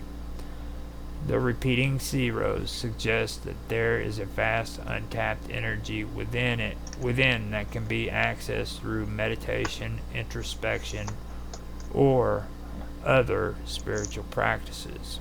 Associated keywords for 365,000 is change and transformation, creative expression, freedom and adventure, responsibility and nurturing, infinite potential, spiritual awakening, balance and harmony. Okay, so I'm going to stop talking right there because that was a lot of reading and it hurt my freaking throat. Aw, That's okay. you did a great job. I really do need another cup of coffee, so if you guys can come up with some good conversation about what I just read, talk, because I really need to step away and go get me some coffee. Okay? Okie I dokie. really know very, very little about numerology. So, Sonia, if you want to Um, well, get in. that's pretty interesting. I usually break it down to the base number, so hearing it from this perspective, where they're kind of stacked on top of each other, is kind of a new for me. It's kind of neat, though. You know? Yeah. Yeah. I'm thinking about spaghetti and Vegas. I've been wanting to go to Vegas and go gamble for some reason. Yeah, it's just a hop, skip, and a jump, over there. So it's really been calling me. I know it's a totally different subject, although it does have to do with numbers and algorithms. So there you go. Yeah, definitely. Mhm. There's a huge industry. Mhm. For uh, sure. Some people but, are just so lucky when they go too. Like I used to have an aunt. I grew up in Vegas, and there was an aunt I had that would come to town, and she would, whenever she went to gamble, she would win every single time. And other people just, they would lose every time. So I don't know. It's kind of interesting how that works. I don't yeah, believe in luck, so I don't think it was luck, really. So everything happens for a reason. There's no luck, I don't know. yeah. I guess I it has to think do it's with your mind.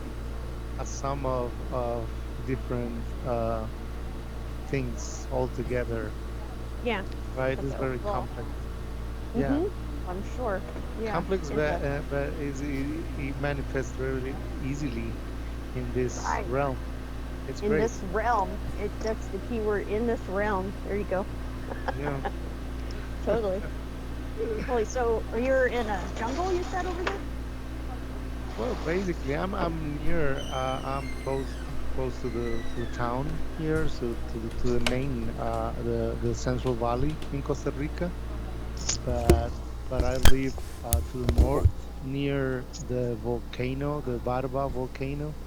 So yeah, it's Oh, wow. basically a lot of the jungle around here. Few neighbors and yeah, very. This is the place that I used to record and to do, teaching and stuff. So it's multi-use. Multi-use, yeah. Yeah. Right on. So So, yeah, what my experience with casinos is very mostly nothing.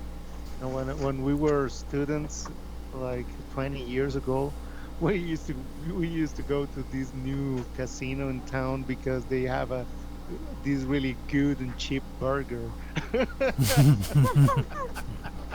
right. I like the way you say Yeah, casino. Yeah, they're yeah, famous for their different food specials out there, you know? yeah. So that was it, and we play a little bit of machines and roulette, and Machines? Yeah. yeah, and that was it. That was it. That was it. Yeah. Wow. Now Cool. I found out too, like with Walt Disney World, my buddy Zach is really obsessed with Walt Disney, and he lives all over in England, and he actually went on vacation all the way to freaking Florida just so he could visit Disney World, and all he could talk about was the American food at Walt Disney World, Right. you know. And I'm like, dude, I love American food. it's crazy. Like, it really is crazy when I hear it because I'm here. You know what I mean? I don't understand that whole concept because American food to me is just like, okay, go down and get a burger from Burger King. You know, Right. that's what they. At least that's what I think of when people say American food. Yeah. Oh, That's there's a whole lot of culinary tradition, right, in the American culture. I love it. I love these shows. I've been to, yeah, I love food. I love Peruvian food and from everywhere. Yeah, but American's good, definitely. See, well, when you say American food, exactly what kind of foods are you talking about, though? Because as an American, I just don't understand that. mashed potatoes, Well, maybe? Mashed no, potatoes I and corn on mean the cob? gumbo. Oh, you're talking about the good stuff. Yeah, Exactly. Gumbo. What yeah, else? gumbo. Isn't that Oh, Cajun? Yeah, that's the good Well, I Cajun guess that's stuff. American, huh? Yeah, that Okay. is. yeah. That's excellent. Sometimes My Yeah. I'm retarded. my mom's husband is from uh Wow. oh, I forgot. From Louisiana. Louisiana. Yeah, exactly. Yeah. See. Louisiana. So yeah, he introduced me to gumbo. Really good. And yeah, of course, all kinds of delicacies. Excuse me. That's that's the good food though. That really is. And whenever you talk about Louisiana and Cajun food, man, that's for the young people. Okay, don't be over the age of freaking 40 going down to Louisiana eating Cajun food because you will go to the hospital. Right. Why? I mean you I will see. you'll literally go to the hospital because that food is spicy and it tastes good and you will not be able to stop eating it. Love it. It's I that have good spicy food. it's that I good. have a good stomach. Yeah, I will deal with it. You yeah, I'll Some deal people with take it. it better. I will deal with Doesn't it. even bother some folks can't handle it, but you know. My brother-in-law was all bragging about that stuff, and he would like eat that brown swagger with freaking hot sauce, and he Ooh, just eat it down, like right off the spoon. Just take hot sauce and just like pour it on the top of it and just brag about how he could do it. And then today, he's like about maybe 4 or 5 years older than I am, maybe 6, and he's all complaining because he's got freaking all these problems with his freaking intestines and shit. And they told him straight out, it's because of your bad eating, man. You know, Right? like, Garbage in, garbage out. yeah. Well, like not really garbage. It's just over excessive hot foods. You know what I mean? Yeah, well, that's the expression thing, you know. So I mean, hot in, hot out. I guess you could say yeah, that yeah. Yeah. Okay, all right. Oh, Look where our yeah. conversation has went to. That's funny. Well, I mean, it's like Cajun food, man, will get you going in some really good conversation in directions you never expected to go. You know, like collard greens.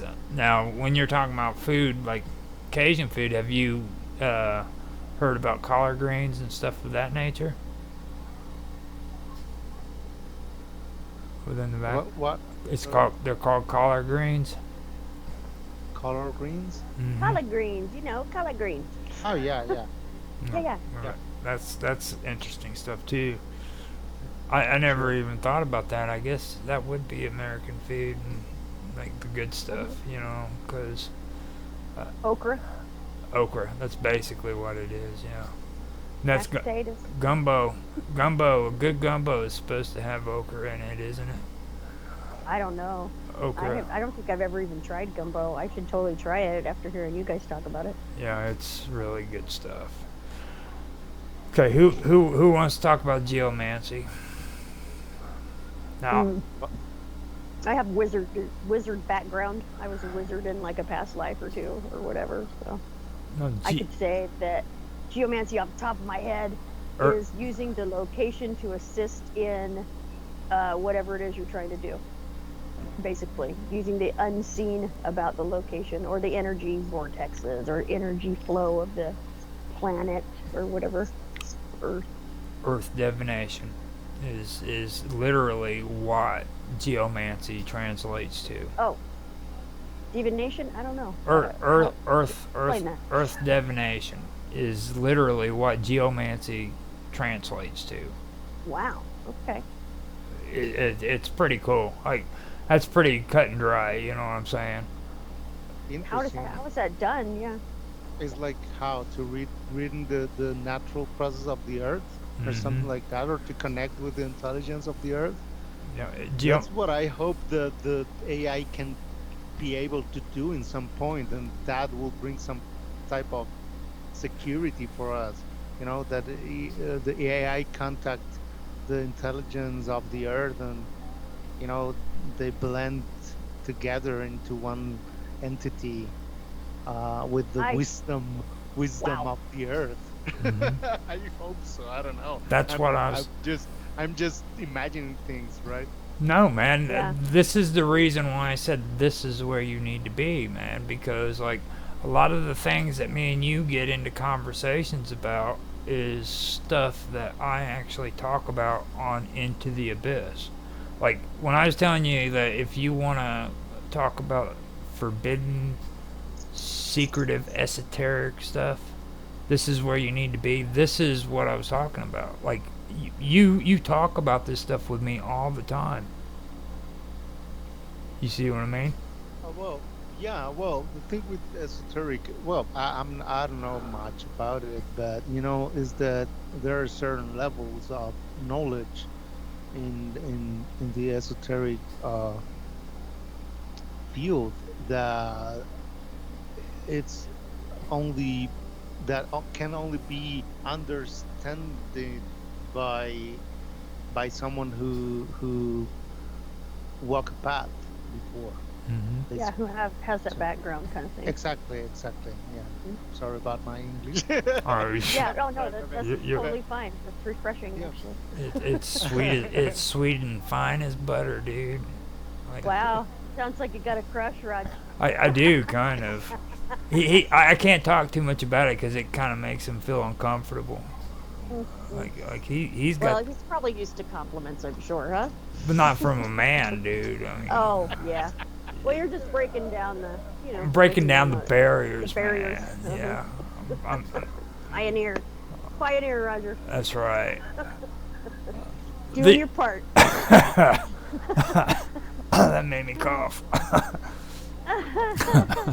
And no, just to make So, so basically, the thing with the esoteric information is that it's nonsense to just speak about certain things, right? Yeah. Because it's like it's for adults.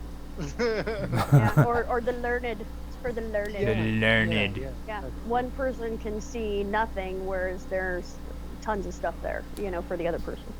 definitely. Well, see, when I started getting interested in these topics, there was a guy that I actually ran into on YouTube, believe it or not, and this guy was amazing. And if you guys ever want to check him out, he goes by his channel goes by the name of Esoterica. Now you go on I there. think I've heard of that guy. Yeah, you go on there and you listen to this guy, okay, and he breaks it down. He is, and see, he's not just an average Joe. You know what I mean? He's not somebody that's just doing what I'm doing right here. This is a college professor. Now, a lot of people in like the conspiracy world or the esoteric, fringe societies on these channels, they like to like badmouth science and the intellectuals and say that the intellectuals just aren't interested in this stuff and it's forgotten information, and that is not true. This stuff is being studied by college professors. I've learned stuff from this guy. He's a college professor, and I've learned stuff from this guy that I've never freaking found out on YouTube other than him. Like, I know where to go to read old satanic freaking literature from the Renaissance era. You know what I mean? Wow. From a That's college. a good resource, I suppose. And not just that, but like alchemy and stuff like that. Mm-hmm. You know what I mean? These college intellectuals are actually studying these texts. You know, and it's right out there in front of your face. I mean, they openly let you know about it, but everybody thinks that like there's this huge secret that nobody knows about because these colleges and universities are withholding it, but they're not. They're teaching it in universities. Yeah, I don't know that they're teaching everything. Of course, they wouldn't even have it in a university, everything, anyway. I mean, that's why you have the secret societies and stuff like that. Well, I mean, secret societies. What would life be without secret societies, dude? Like, Right, you know what I mean? right. It would be far more boring, I'm sure. I wouldn't be able to like go on YouTube and watch freaking David Icke and cool people like that. Right? You know what I'm saying? I mean, they would be out of business. Yeah, totally. Yeah. Uh, Well, maybe it is a business, well, I mean, you think. Oh, go ahead with it. No, go ahead. I was saying. I mean, you think about it. I mean, if you take a look at both sides of the spectrum, okay, you've got college universities that are teaching this stuff, and then you've got people like David Icke and a lot of the other conspiracy theorists and things that are teaching it, basically teaching it, and like they're filling up freaking auditoriums and they're charging people $20 a head to sit down in this auditorium to hear them talk. Right. So yeah, basically it's a business. They're making money off of it. So Well, a business in a larger sense is what I was kind of referring to. Like in a huger sense, and I do not know how to describe that really. you did a good job. Oh, thanks. Thanks, Raj. You're welcome, man. Yeah. What was you saying? A couple of days ago, a friend asked me about what I think about religion, right? Mm-hmm. Right. And well, I think there's value in every intent from whatever human being in going farther and go and try to go beyond their own their own capabilities, right? Mm. I think religion is about that. It's about trying to go farther and to understand a little bit about something From that the is from hidden the white from. white rose perspective, of course, yeah, Mm-hmm. definitely. Yeah. If that Well, makes any sense. But from the I don't want to say controllers, but you know, from the no, you. other side of the perspective, it's used to or I mean, yeah, I mean generally because even these others that you mentioned, let's call the controllers, they are doing it because they believe that that's the best to do.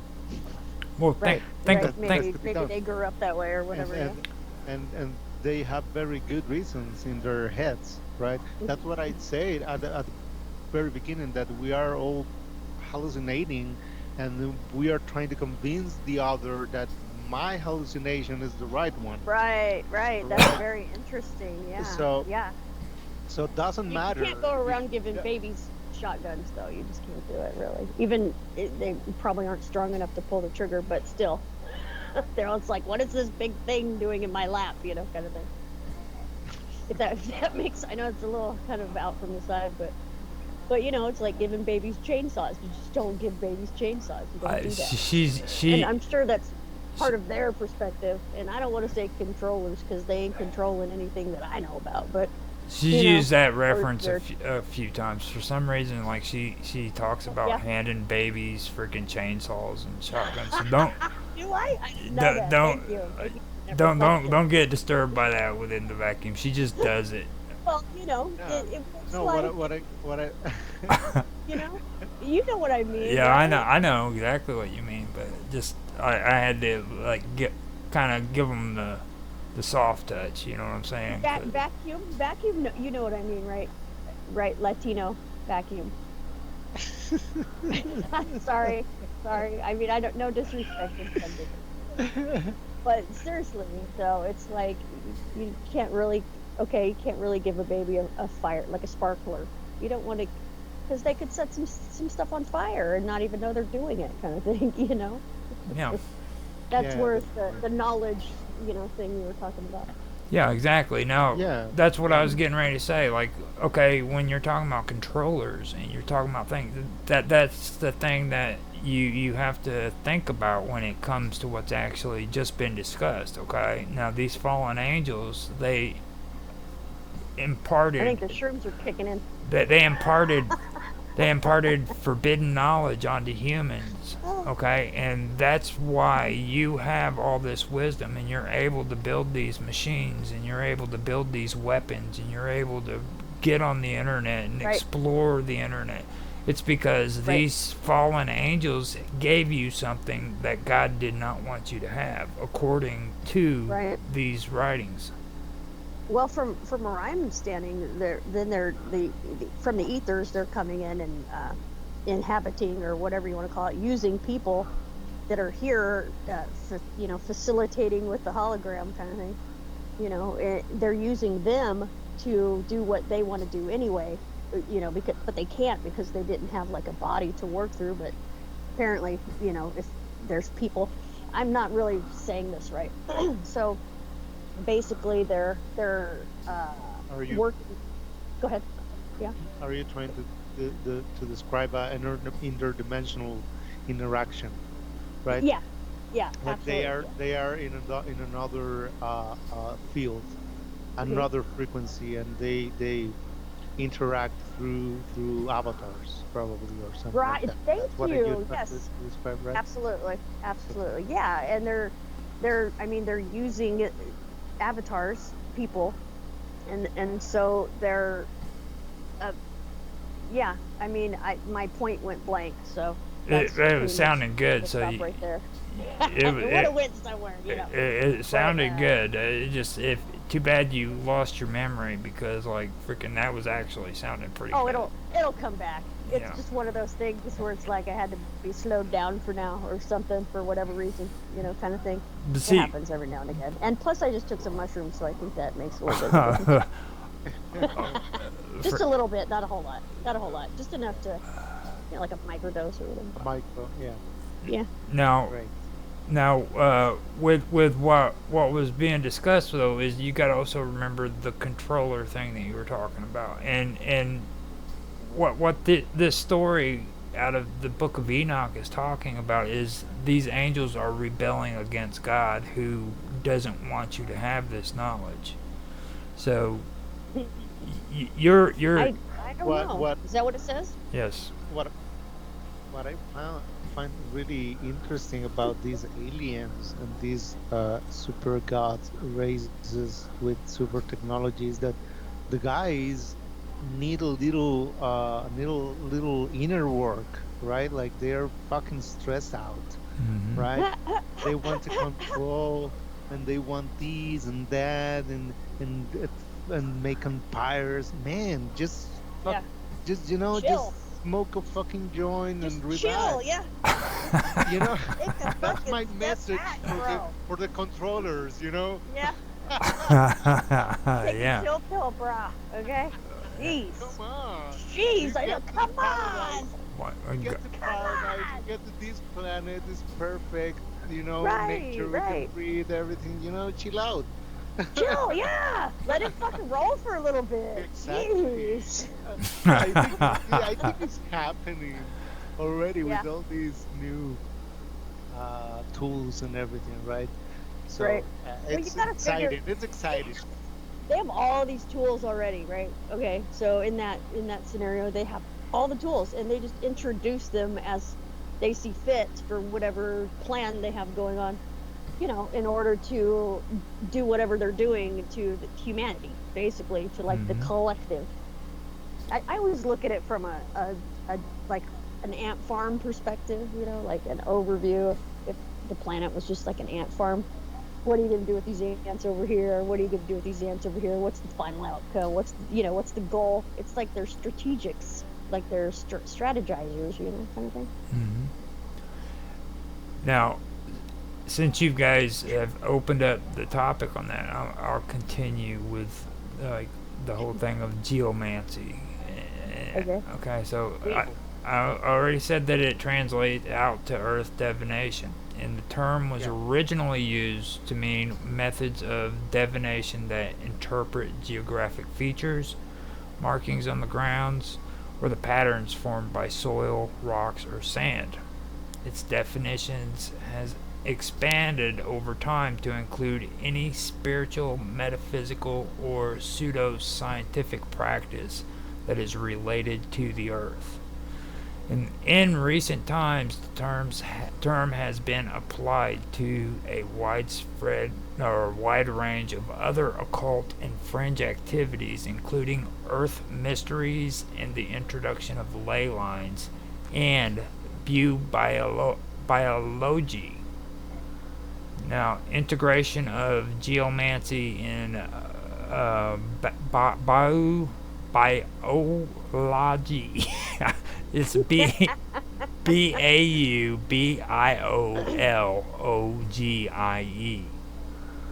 I got to mention here real quick, because you told us to go ahead and interrupt you, so here I am. Go ahead. Uh, The bad spelling had to stop. well, it reminds me of a experience I had once where, because we used to take the dictionary and just like open it up randomly and like learn words and stuff. It's really very fun activity. But when I was doing that at one point, usually we did it after smoking pot, which really kind of complicates things depending on who you are, or makes them more interesting, really. But and I remember reading the word, what was it? Parallel. No, I forgot the word. See, what the fuck is going on, dude? Yes, the mushrooms you were taking and stuff. I guessed it. No, it's It wasn't parapsychology. Paranormal. It wasn't paranormal. It was more where the word like parallel. It wasn't parallel, but it was a word that's very. I'll think of it. Keep going. It'll come back to me. It's supposed to. So, Okay. sorry, I didn't mean to. No, With yeah, a you did. non-point Yes, you point. did. Yes, you did. I totally did too. I totally did too. I thought there would be a better kind of thing out You of thought it. it'd sound But cool and it's shit. how you were reading words. Well, Yeah. it's how you're reading words, and the way I read it, it was just like not how you normally say it. But so Yeah. Anytime that word comes up, now, Trust I me, say that it like that will even though I don't that remember what the word is right now. that will happen quite a bit when I'm reading. That's the reason why I said at the beginning that like if Bob Dub was in here, it'd be spot on. You know what I mean? And then like freaking, she said that no, she can't do it sometimes because like Satori D has bigger words than her, but. For me, when it comes to reading, man, you're lucky. Whoa. You're lucky if I've got to hear the word out loud before I can actually comprehend how to pronounce it. You know what I mean? On these big words. So. Yeah, you just kind of like, what was it by syllable or whatever? Yeah. Pronounce it by sound of sounding out the word, basically. Well, Yeah. the weird part is there's words that I've actually read for like years, and I really don't know how to pronounce them because like when you're when you're reading them, you know, you're not actually saying them out loud, and then when you finally get to the point where you have to say them out loud, you're like, oh my god, dude, it's completely different reading them to yourself Is it? and saying That's it. interesting. Yeah, that's interesting. I didn't know that. I just take in what I hear in my head or say in my head and put it out into voice. It's It very kind of meshes together, it's very you different. know? Really? Wow, that's cool. Thanks for sharing that, Roger. You're welcome. Within the Very vacuum, I noticed you unmuted. Did you want to say something? No, Okay. that's very interesting. It's like you get the meaning, but not necessarily from how the word sounds. It's very different. It really is. Like reading and speaking the word out loud is completely different. And, I actually find myself making up words by the way they sound sometimes, you know? well, I can You know? I can see that. Sure. Like etymology kind of all goes back to that root word, I guess. Yeah. Yeah, words are very interesting. Now, But, Yeah. that be less, Mhm. less. Yeah, that Less. was interesting. Yeah. Yeah. But you at that point, you guys were talking about parents, right? mhm. Parents. Ah, Yeah. I don't know. Were we, Roger? I was just Parents? finishing I don't up. remember parents. What it was is I was talking about Yeah, and then you say, yeah, they wide were range of blessed other and- occult and fringe activities, including Earth mysteries and the I'm introduction sorry, of sorry to of Go ley for it, lines. man. Ley Put it lines. out there, Latino. Get her. He What? said get her. You can tell you're from fucking Illinois. Get her. Sure, He's get her. what is that? That's so It was like- fucking funny. He's like, what is that? He said, what is that? That's awesome. That's so fucking Come cool. on, guys. Yeah, see, Well- like Walters. Okay, get her. Like, you know when your dogs are playing and they're like wrestling with each other, Ah, like yeah, get her, yeah. get her. It's like that. Yes. yeah. Roger just told you to get me. He's all get her. Get her. He's trying to see what it is. Roger, he really just he's enamored with me because I'm so incredibly awesome. Yeah. And he's like, wow. Like subconsciously, he's like, he can't handle it. He puts it in his subconscious because he can't handle it consciously. I don't put it. I so don't it's put it coming in. out now to where he's I don't put telling it you in. get her because he really wants to get me. You see what I'm saying? I don't put it in my subconscious. I put it somewhere else. Oh, okay, yeah. There's probably Yeah. lots of different Yeah, you That's know what true. I'm talking about. Yeah. whatever. You know what I'm talking about. Now I do. Now I do. So let's get back to geomancy. Yeah. Geomancy, okay? Now There's couple baskets there, huh? we have like the integration of geomancy into that but it sounds like biology, but it's biology, kind of like a sound. And they're what they're saying is there are some modern architects and practitioners who integrate principles of geomancy, feng, sh- feng, feng shui, feng shui, Feng Shui? feng shui, yeah, Feng Shui? and, Wow. and Good, I got it right. Yay, it's like yeah, a game. or Yay! similar I was a little esoteric close. systems within Oh, biology inspired projects. Now that right there is supposed to be like a modern supposed scientific approach to architecture is what it is. And wow. there's some architecture, some of these people who do this that incorporates feng shui and geomancy and other esoteric Oh, systems within it. I remember what it is. It's perimeter. And when I went to read it, I was like, parameter. And then I was Yeah, like, oh, perimeter. yeah, That's right, perimeter. yeah. Yeah, there you go. There's the icing on the cake for y'all. Now, Oh, have you guys ever heard of the term get her. geomancy Uh, or, yeah, I think so.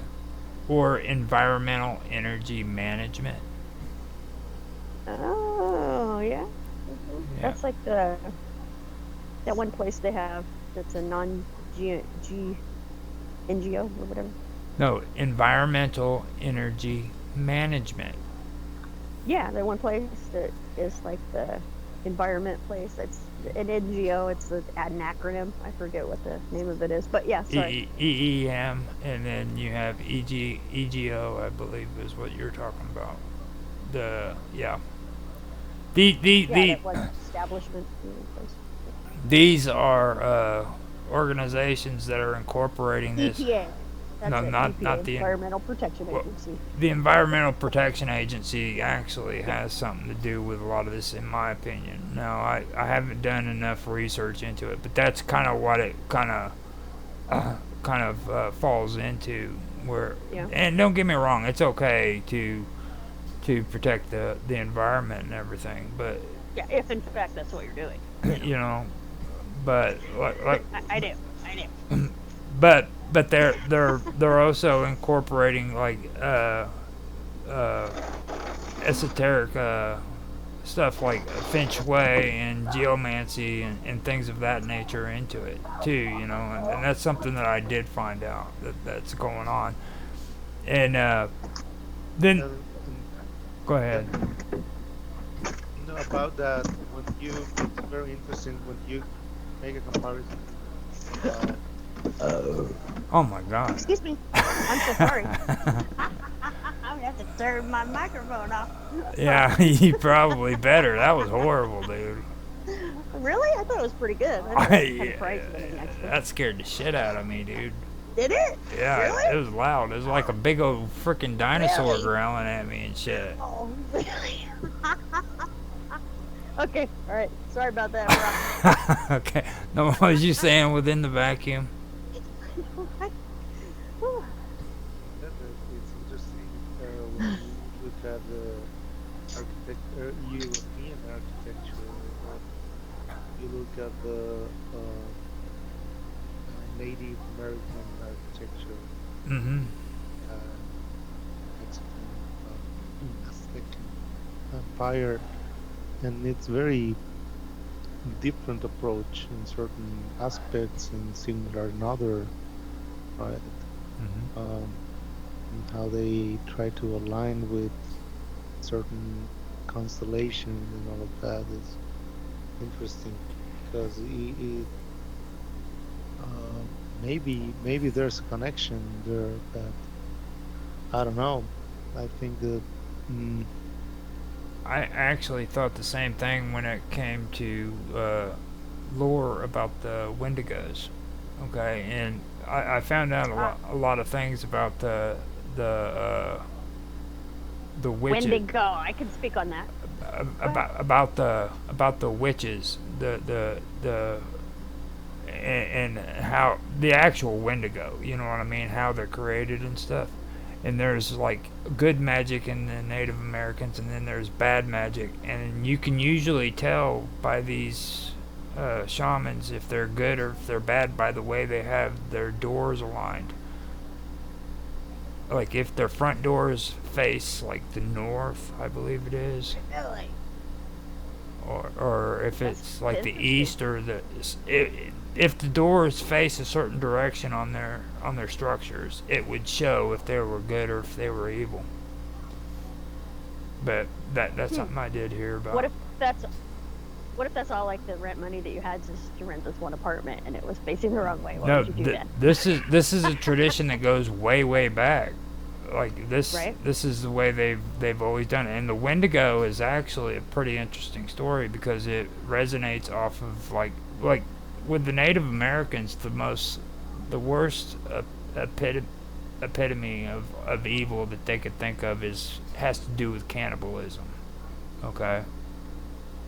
Now, especially in Canada, which is where the Wendigo originated, that in Northern America, or like the northern part of the United States, that's where it came from, and they had issues during that time period of people starving to death and actually eating their own.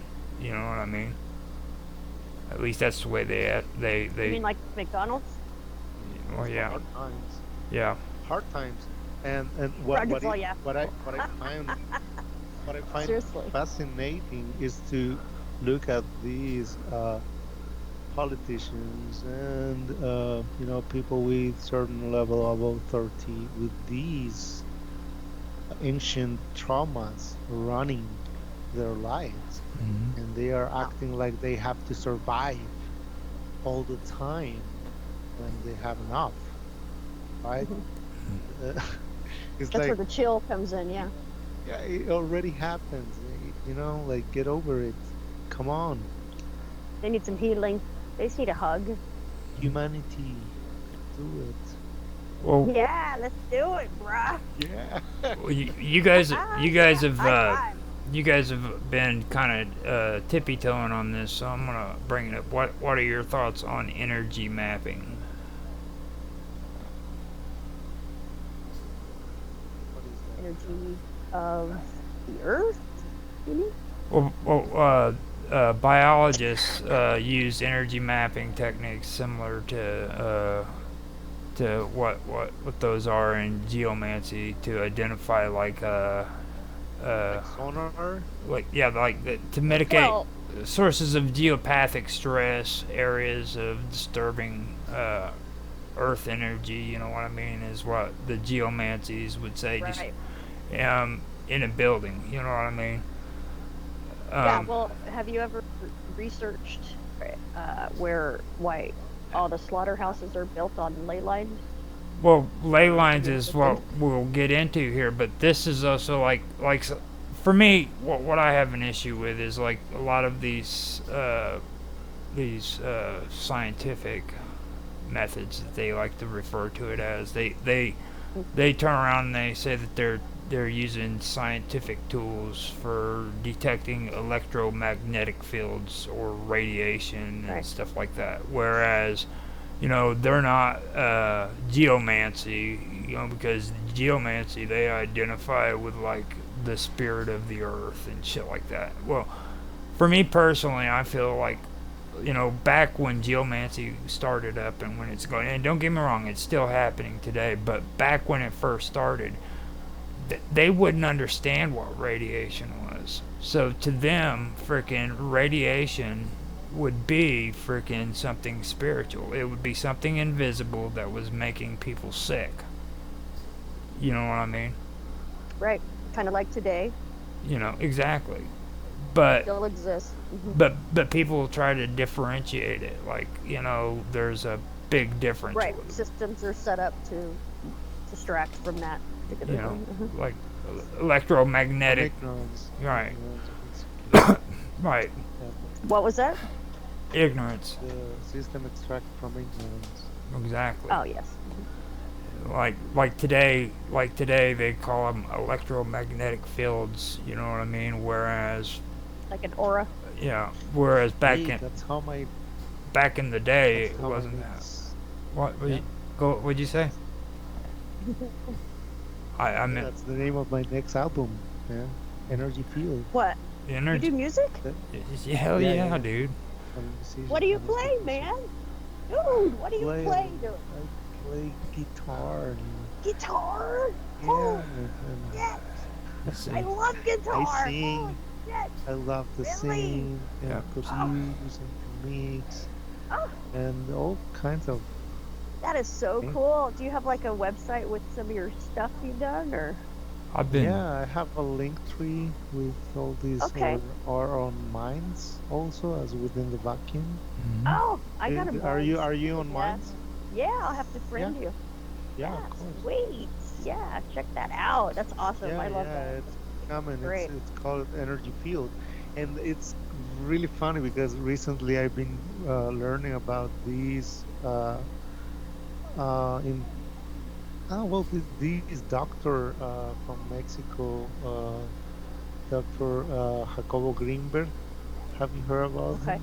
Mhm. I have not. And he has this concept about Not till now. the energy field that he called it la lattice, which I found very another confirmation of that concept from another angle, right? What So is La Latisse? What does that mean? la lattice energy field is Oh, okay. what he was referring to, Oh, okay. and he developed a whole description of la lattice, which helps you Neat. to understand and and really visualize how it might work, right? How it Yeah. might work.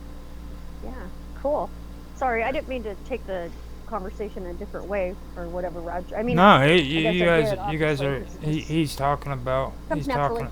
He's talking about his songs, and it is Yeah. related too because like Super cool. because Yeah, yeah. Well, he talks about it. In fact, the song of the album called it Energy Field is about that. That from my perspective, right? Like how I perceive it and how I feel that I interact with it, and it's just Yeah. a recognition of that phenomenon, right. right? Yeah. Not always from the healthy uh no, understanding that I am hallucinating. Okay. Yeah. From the white rose perspective, Exactly. Exactly. Mhm. right? Exactly. Yeah. Well, I don't know what you mean by that. What's Mm. black rose? Is there? Well, the white, the purity, the innocence. Okay. Yeah. Yeah. Okay. White Yeah. I rose. see.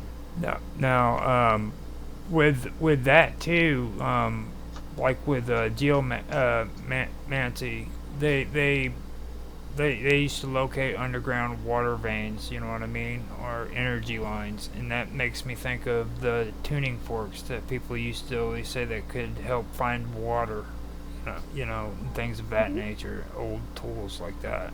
What Dowsing.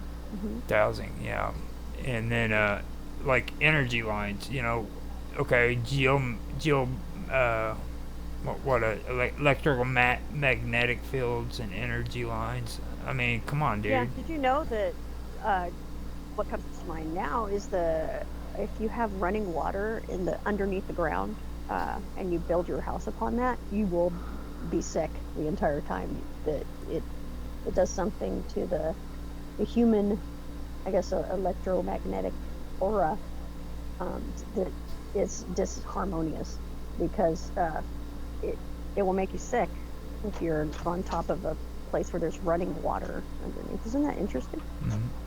Well, I've been actually involved with Summer Todd's show, and when I first met her, she was talking about some things that had occurred to her because she's had experiences with ghosts, is what she said, and she started describing her stories and everything that she was telling me, and it had a lot to do with like a well being underneath her kitchen. You know what I mean? And things of Yeah. that nature. And I know from what I've learned, what I've searched out was like uh, pagan beliefs have a real strong feeling about wells and open water and everything like that. Hmm. Those are sacred to them. You know what I mean? They're more sacred Yeah. to them Yeah. than what rainwater is. Do you remember Roger being in were you a druid in a past life? Do you know? I don't know. I don't. I I'm don't gonna say you were. really. Yeah. Yeah. I'm pretty sure we were druids together. Just saying. We had druid sex.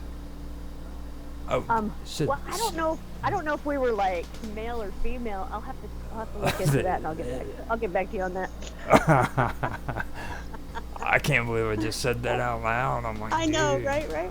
like, what's going on Yeah, you there? did. Yeah, you did. Eh, Now I feel a you little. know, it's probably, the Latino energy coming in. Well, come Whoa, on, whoa, dude. whoa, whoa, whoa. I know. He's like, I didn't do it. Now I'm it's just my sitting here. fault. Okay. No, I know. No. Uh, It's just the influence. It's just the influence because you bring he brings that free Spanish energy. fly.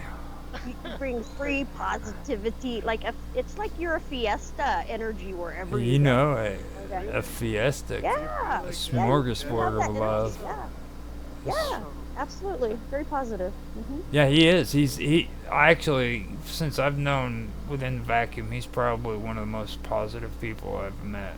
He's a pretty cool guy. He really is. Yeah. Yeah.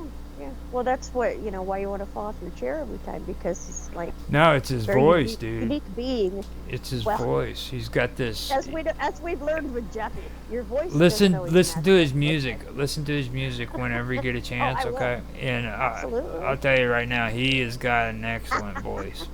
He does. Yeah. Well, I just share with you guys this about the subterranean waters in the Mexico Gulf.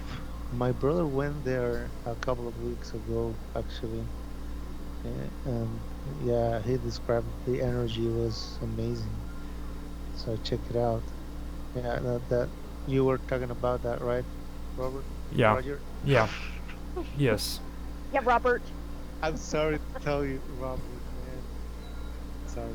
Oh, But yeah, what you guys were saying, I was looking for that link, and I didn't listen to anything you were saying. Oh, that's okay. That's all right. That's all right. now here lately they've started coming up with a holistic approach to wellness when it comes to this biology standards or whatever it's called. Um, Now they've also started using practitioners started using geomancy to harmonize the energy flow of a site before applying this biology to it. Now, what's your guys' thought about like harmonizing the energy flow of a construction site for a building or something? I think that would be a necessity, but sadly, it's probably not implemented these days. At least if it is, it's implemented in a negative way for everyone else. Well, I mean, how would you go about Maybe doing it's it? not very profitable. Yeah. Yeah, exactly. It would get in the way of profits. Mainly. Now Yeah, mainly. how would Well, you? that's the thing. That's Um, another. I would say, yeah, I would say you'd connect with the energy of the earth when you're scouting out your place you want to pitch your tent. Mhm. It's kind of the same thing, right? Yeah. If you go to the root of it, it's like, where do I want to put my tent at tonight? Yeah. Yeah. It's Mhm. like we all have these interactions with our territories, and each territory Mhm. has different frequencies and different Right. vibration, right? Where I find really comfortable to be is, well, of course, near nature and the forest, the river, the creek. Yeah, the river. Yeah. Yeah, yeah, get that I energy used to write from. the word river on my tennis shoes when I was a kid. Yeah, I and used to write river so that I would walk wherever I was supposed to be flowing, like go with the flow kind of thing. Even though nowadays I have a more to say about that, but yeah, river, I can totally appreciate that. Yeah.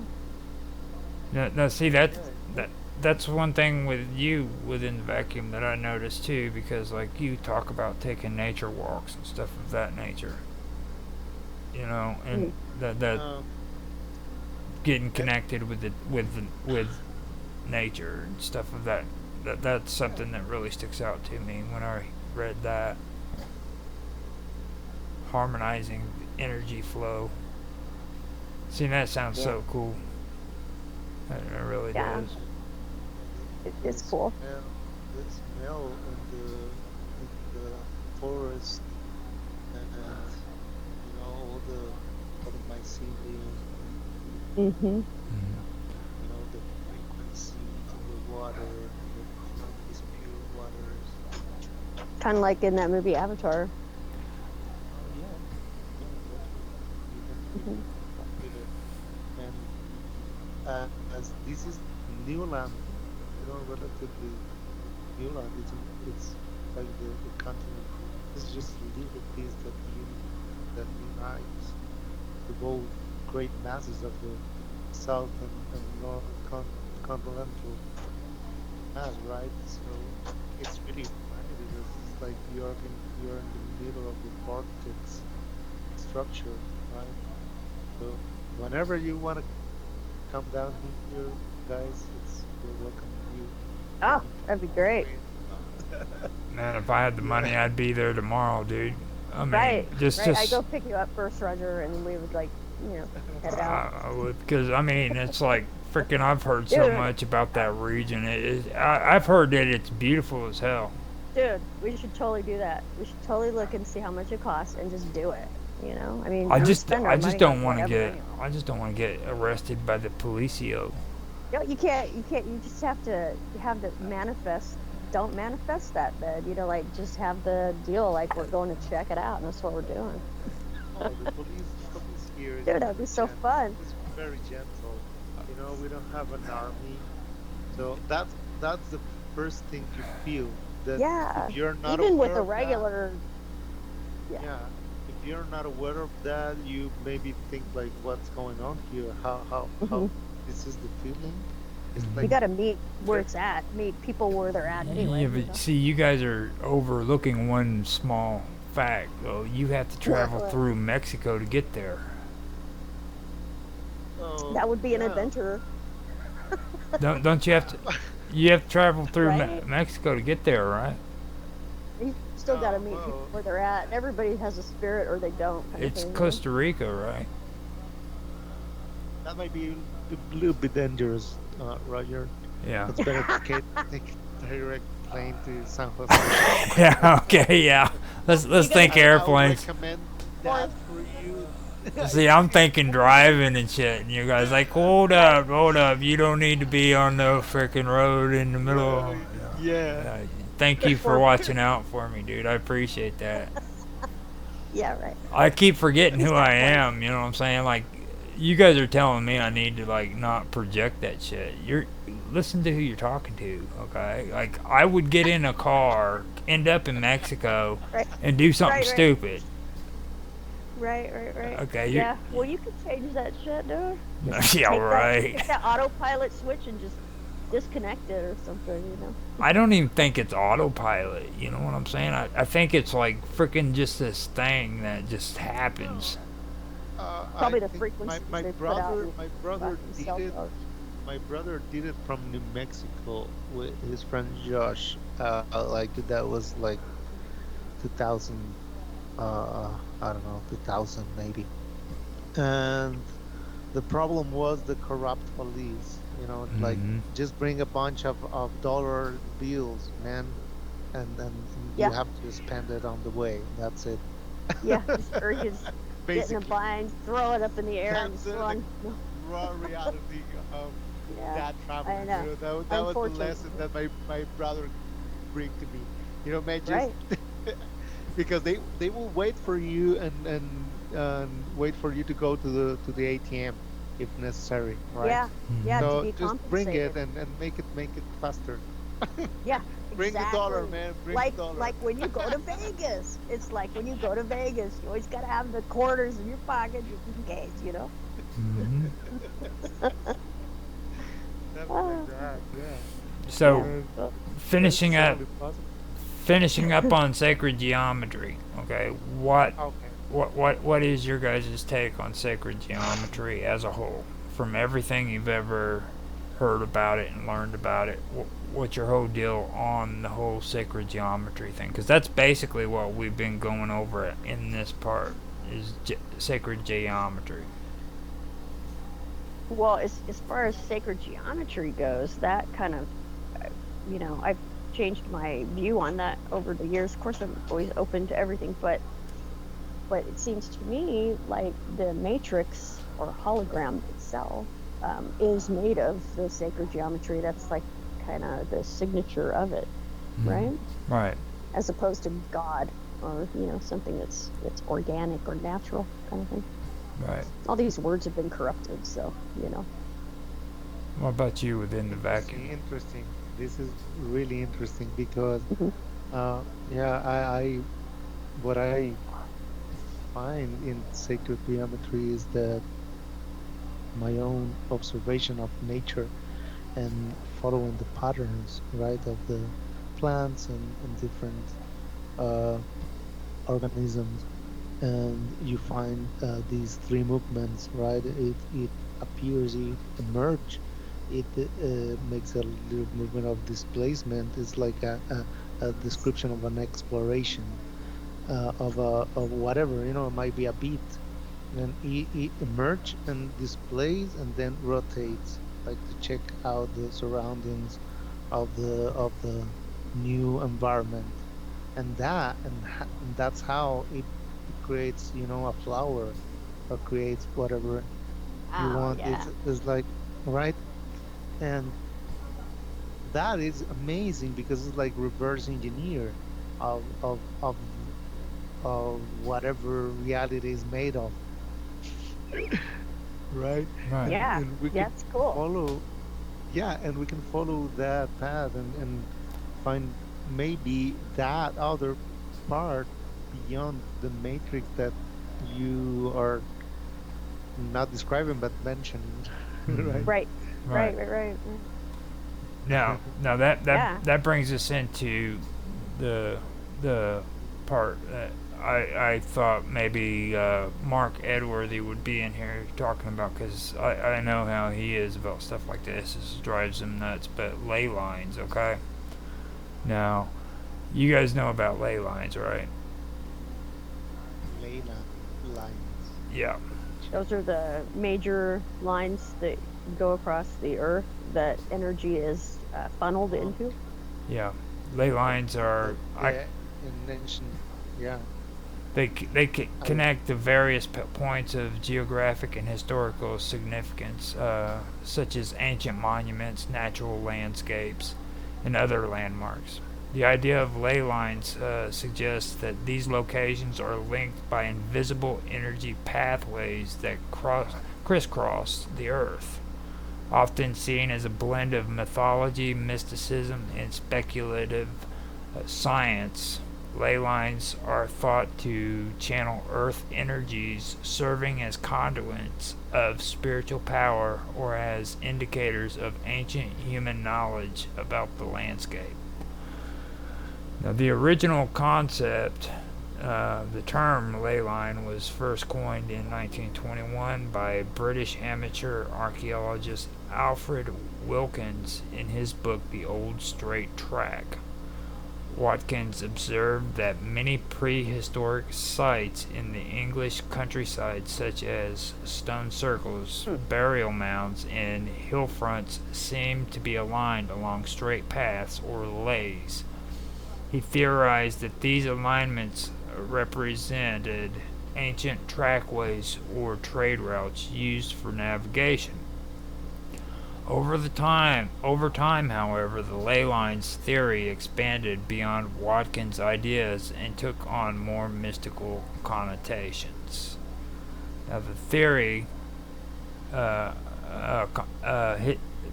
his theory was basically that they were pathways that were connected between like the oh god, I'm having a brain fart. What's that circular thing there? Stonehenge. That's funny because Yeah. that's where we were hanging out when we were druids. Yeah, we were doing the nasties. The hinge, we'd go behind the stones and the moonlight, and anyway.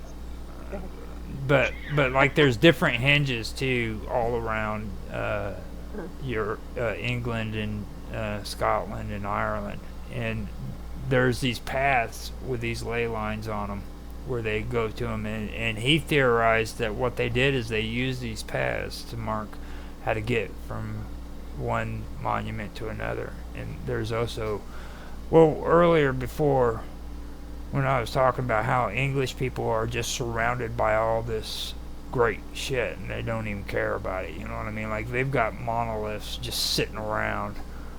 Right. You know, That's just the old monoliths over there. they don't even fucking care. It's like fuck it.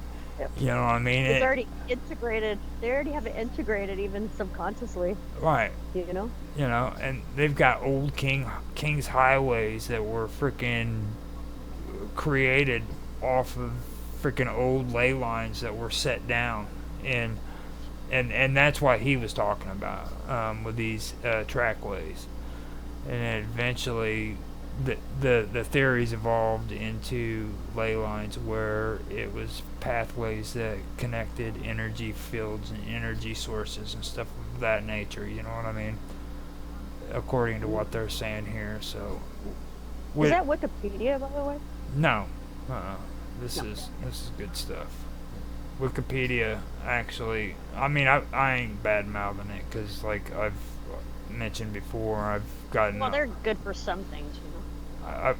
I've recently gotten on Encyclopedia Britannica, and I refuse. Yeah, I refuse that's to just use that crazy now. what they got going on there. I can't even believe how corrupt they are, dude. Yeah. Really? Wow. Like they're going in there and Blows the ball literally, out of the water. they're going in there and They won changing that it. competition. Yeah. That's my point. The other a couple of nights ago, my friend also asked me about, what story is important. Everyone's story is important, right? Mhm. Right. How you can make a story one single angle of what was happening in whatever Right. That's what I point of see in my oneness, dude. history. It's like everything.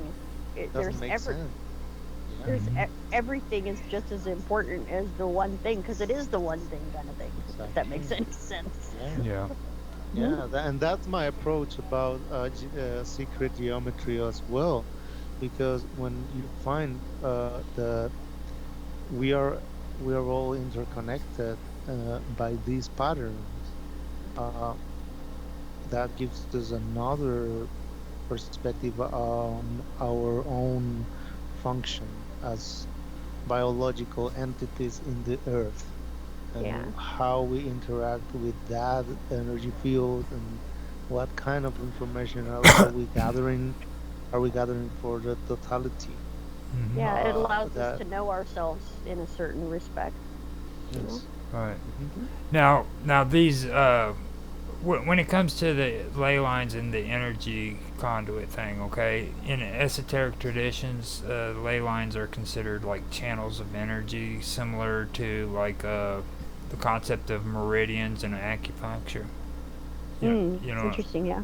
so like when you put it in that context, when you think of acupuncture and in that, what's your beliefs on that when it comes to these ley lines? Do you believe that they could possibly be similar to the concept of these meridians when it comes to acupuncture? That I think so. these lines are thought to like form a network that influences the vibrational energies of the planet. You know what I mean? Yeah, absolutely. Yeah, I think they're totally related, huh? And then they also have like intersecting nodes at points where several ley lines intersect. they're known as nodes, and the energy's believed to be like really strong in that area. Like a zero. Yeah. Like you're talking earlier, like a zero, it makes the whatever, yeah, it stronger. enhances. Yeah, exactly. Yeah. Yep. Yeah. Like 0 points. Torus, toroidal structure, right? Toroidal. Aren't we toroidal structures though ourselves? Aren't we? Well, I'm not really Yeah. familiar with big words like that. You guys are gonna have to. Toroidal. No, it's just a geometric structure. Energy flow. The way it's Yes. the way. Yeah, it's the way energy naturally flows. If from what I can gather, I mean, Yes. This- Yes. for whatever It reason. describe how the both polarities work together to Mhm. manifest, basically. Mhm. Right. So you have this Right. 0 point generating friction in what we call past and That's I think future what to that to, makes the re, hologram. to recreate a present. Exactly. Right. Well, that's For us. quantum. That's like Yeah. quantum manifestation right It's there. the Because it goes so subatomic fast. level. Yeah, subatomic. Absolutely, Yeah. absolutely. I mean, that happens so fast and it's like infathomably fast, and that's what we create the hologram with. Is that sort of thing, you know? Yeah. That The works very thing is fast every how second, or whatever. and the way you learn about it and you learn how to interact with it, you know, Yeah. uh, more because Marina Jacobi. they didn't we don't have a manual for these. Marina Jacobi, we do now. She's teaching that sort of thing, Yeah. which is really cool. Cool.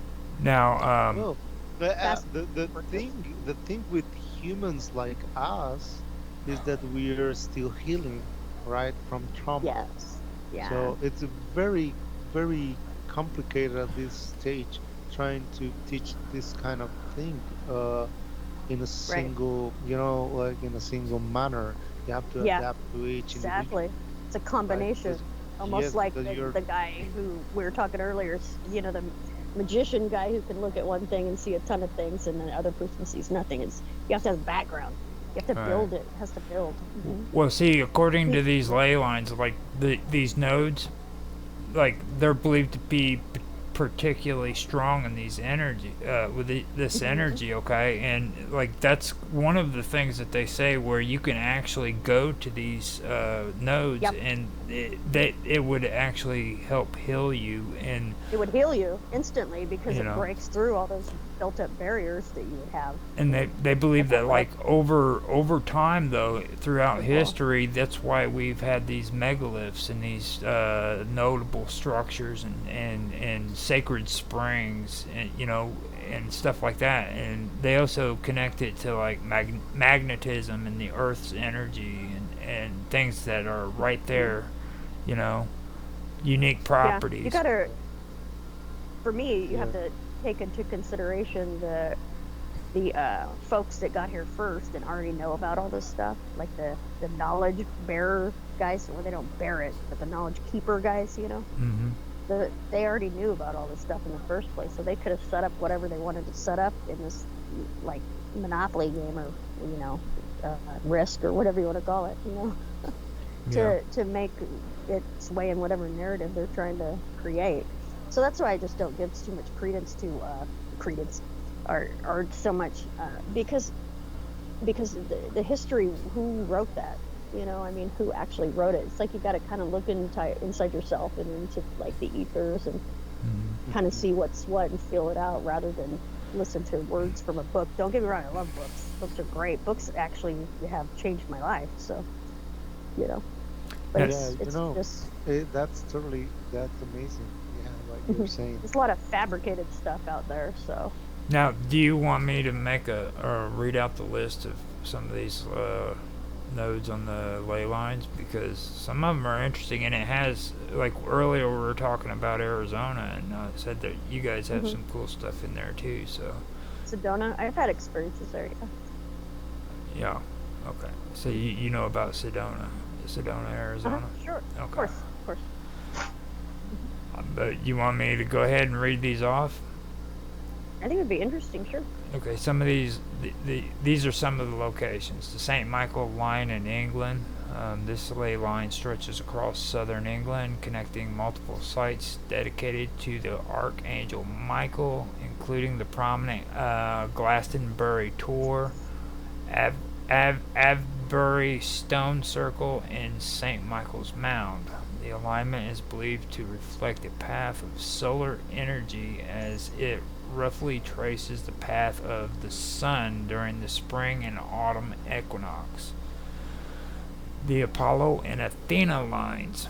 This European ley line runs from Skelling Michael in Ireland to Mount Carmel in Israel, crossing through significant cultural sites like the Cathedral of Santiago del Compostela in Spain and Delphi in Greece. It is associated with both the sun, god Apollo and the warrior goddess Athena, symbolizing a balance of masculine and feminine energy. Then you have Sedona, Arizona. The Red Rock Formation of Sedona are believed to be situated at the intersection of powerful ley lines, making the region a renowned spiritual vortex. Visitors report heightened spiritual experiences and sensation of energy when near these intersections.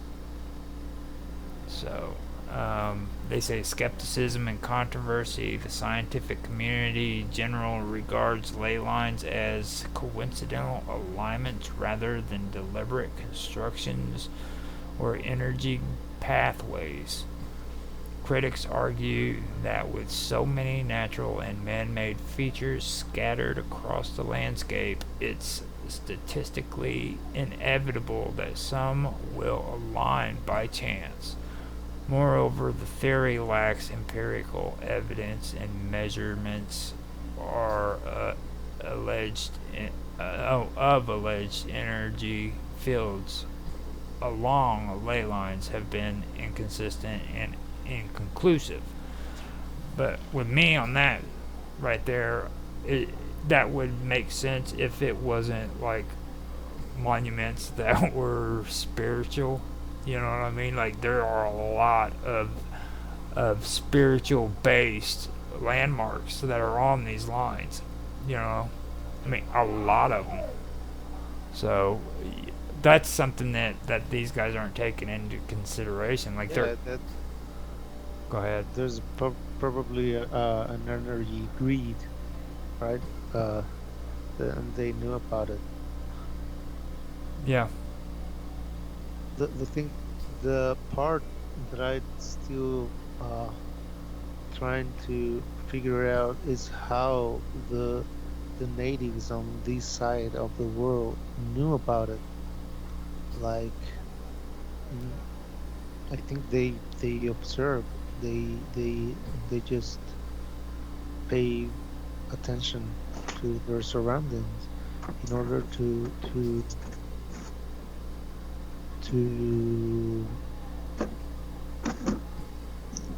try to figure it out, right? Everything. That's what we're all here doing, is trying to figure this shit out, huh? Yep. Exactly, but it's the same, because at the same time, well, when you say, okay, you're participating in the building of the reality, so right. Yeah, exactly. go Yeah, back, you recreate it every millisecond of every second or whatever. Yeah, So I that's rebuild the a whole Roger, idea. I rebuild Yeah. a Latino. Roger, we're going into deep esoteric thing here, Yeah. because we're getting into, okay, what you do then, right? Okay, you need to understand that is no you, and you have to take yourself aside to be Yeah. able to be you know, Yeah. available. Yeah, to have a different perspective, so you can move that Yeah, perspective around and look at it from different angles. exactly. Because you're not you anyway. I mean, you are, but you're not. That doesn't make a lot of sense, but it's An observer. Now, see that Yes, and it's open. that's kind I of the guess I'm reason. That's kind of one of the issues I have when it comes to like getting really too deep into the spiritual thing because like with holistics, okay? People when they hear holistics, they really don't understand the implication of what holistic really means. You know what I mean?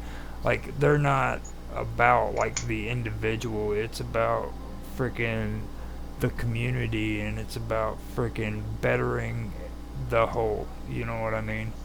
Like the yeah. the individual isn't really as important as the whole, and that right there has Well, I always. think they're both important because they're both one. So, you know, But I mean that's the one one can't be thing. without the other. That's the one thing about like holistics that I really You know what? have a hard time I crossing that threshold. That's like a label, the holistics thing. That's a label, and I think that just distracts from what is really. It Even sends you art, off in a art. rabbit hole somewhere, that doesn't lead to anywhere really. Right. It's a time waster. It makes you waste your time. That way you can argue about that while they're harvesting your energy in a myriad of other ways. You You know. gotta say harvest their energy. Like, I'm a Well, big it's true. sci-fi. It's You, what's you going know, I'm on. a big sci-fi fan, right? Like, It's not even sci-fi anymore, dude. If you like sci-fi, check out when the when real fucking world, because here we are, bro. Okay. when you say siphon energy, I'm thinking of like freaking pulsar ray being aimed at your Yeah. forehead and everything getting Well, sucked out. they don't have to do it these days. There's chemtrails. It takes care of getting it into your body. So I mean, And your holographic body. yeah, That's Yes, the your thing. That's holographic the body. Yeah, that's the thing That is about the holistic thing. It's a marketing strategy, and it's hmm really old. Yeah, it is. It's Oh, not very effective anymore. not really. So, It's yeah, dying out. All their that, crap is dying out, really. totally. If you look at it that way, not like and it's like, yeah, I'm not gonna fuck with The that no thing is more. when certain type of thinking about uh reality and about what is really going on in the world hmm from the perspective of a CEO who is doing hmm making Absolutely. millions hmm out of abuse of power because hmm that's what's going on.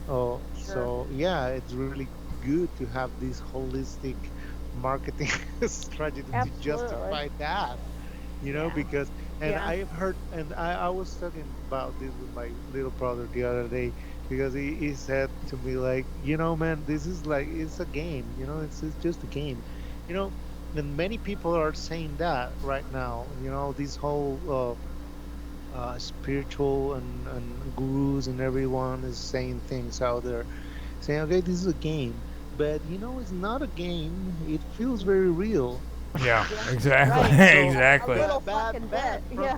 from the perspective of someone who needs you to become more cynical, it's really convenient to say Yeah. that this is just a fucking game. So Yeah. whatever Right. counts. That's Right. true. Yeah. That makes We a lot of have sense. to, yeah, and the whole, because you can take this holographic theory as Yeah. as Totally. background for this, but it's really dangerous going to that because it is It is. real. We are Yeah, humans. and you never know where. Well, I mean, I don't even like to say you never know because that would imply to your subconscious or whatever you got going on up there that you don't know stuff, and I know stuff, so I'm not gonna say you never know because I do know. Okay, so I do know, and now I Right. forgot what my point was, but that's You okay you were because you that's were how it okay goes. there for quite a while. You know what I'm saying? You did really good. You did good. Don't worry about it. I was listening. Oh, So thanks. That's sweet, Rod. See, we have a compliment thing going on. That's great. Thank you. Appreciate it. Yeah, baby. now Rock and roll. now Yeah. we've covered like ley lines and geopathic stress and then the well-being thing. You know what I mean? So I want to get to like the really cool shit. Now this comes to crop circles and ley lines. Okay. Okay, I'm gonna serve myself a glass. Okay. Do it. Come Do back. it. Okay. Now, crop circles has been something that I really got curious with. There's a guy that's on YouTube now, but he's had a long uh, series of videos on YouTube, as well as had his own show before YouTube. And he came out with his show, and it was called New Thinking Aloud. Okay, and this guy had. Wow, that is so weird that you said that. Okay. I just right before we came on, I was reading the comments in a live chat, and someone was mentioning that. Cool. Go ahead, tell me about it. Now, this guy comes up with some of the most freaking amazing interviews, okay? And you were talking about paganism, which, I do respect a lot of people who believe in paganism. I'm not saying that I am a pagan, but I do respect a lot of their beliefs, and this one woman came in, and she was doing an interview with him, and she said something that was pretty profound to me that I really caught on to and I really liked, and it had to do with crop circles that are popping up, okay? She said a lot of people today like to associate it with aliens and stuff, but you also have to take a look at it from a historical point of view. Now, a long time ago, back before Christianity, when it was all pagan in the UK, they used to freaking celebrate the freaking harvest, okay? And at the end of the crop, whenever the harvest was freaking done, they would go out into these fields, and they would have festivals celebrating the harvest. And as time went by, that stopped because Christianity started to develop and stuff like that. And she says, right, I've heard that the witches thing with on the broomstick came from seeing people, up there doing their little dance and stuff. And in the moonlight. What she proposed as a parapsychologist was that instead of it being UFOs, why couldn't it be like these forces or these energies that freaking remember those festivals, and they're communicating with us by creating these crop circles? Yeah, that's yeah. I mean, right off the top here, I'm thinking that it seems like they would need to have a lot of force and viewpoint to put a large symbol into a grass, basically, or fields or plants, so it just doesn't. Seems like it would be like something that has more power. Exactly. Even though, Well, keep in mind what I was Earth saying has too. power, Keep so- in mind what I was talking to about these ley lines. Some researchers have drawn the connection between like the placement of crop circles and the ley lines too.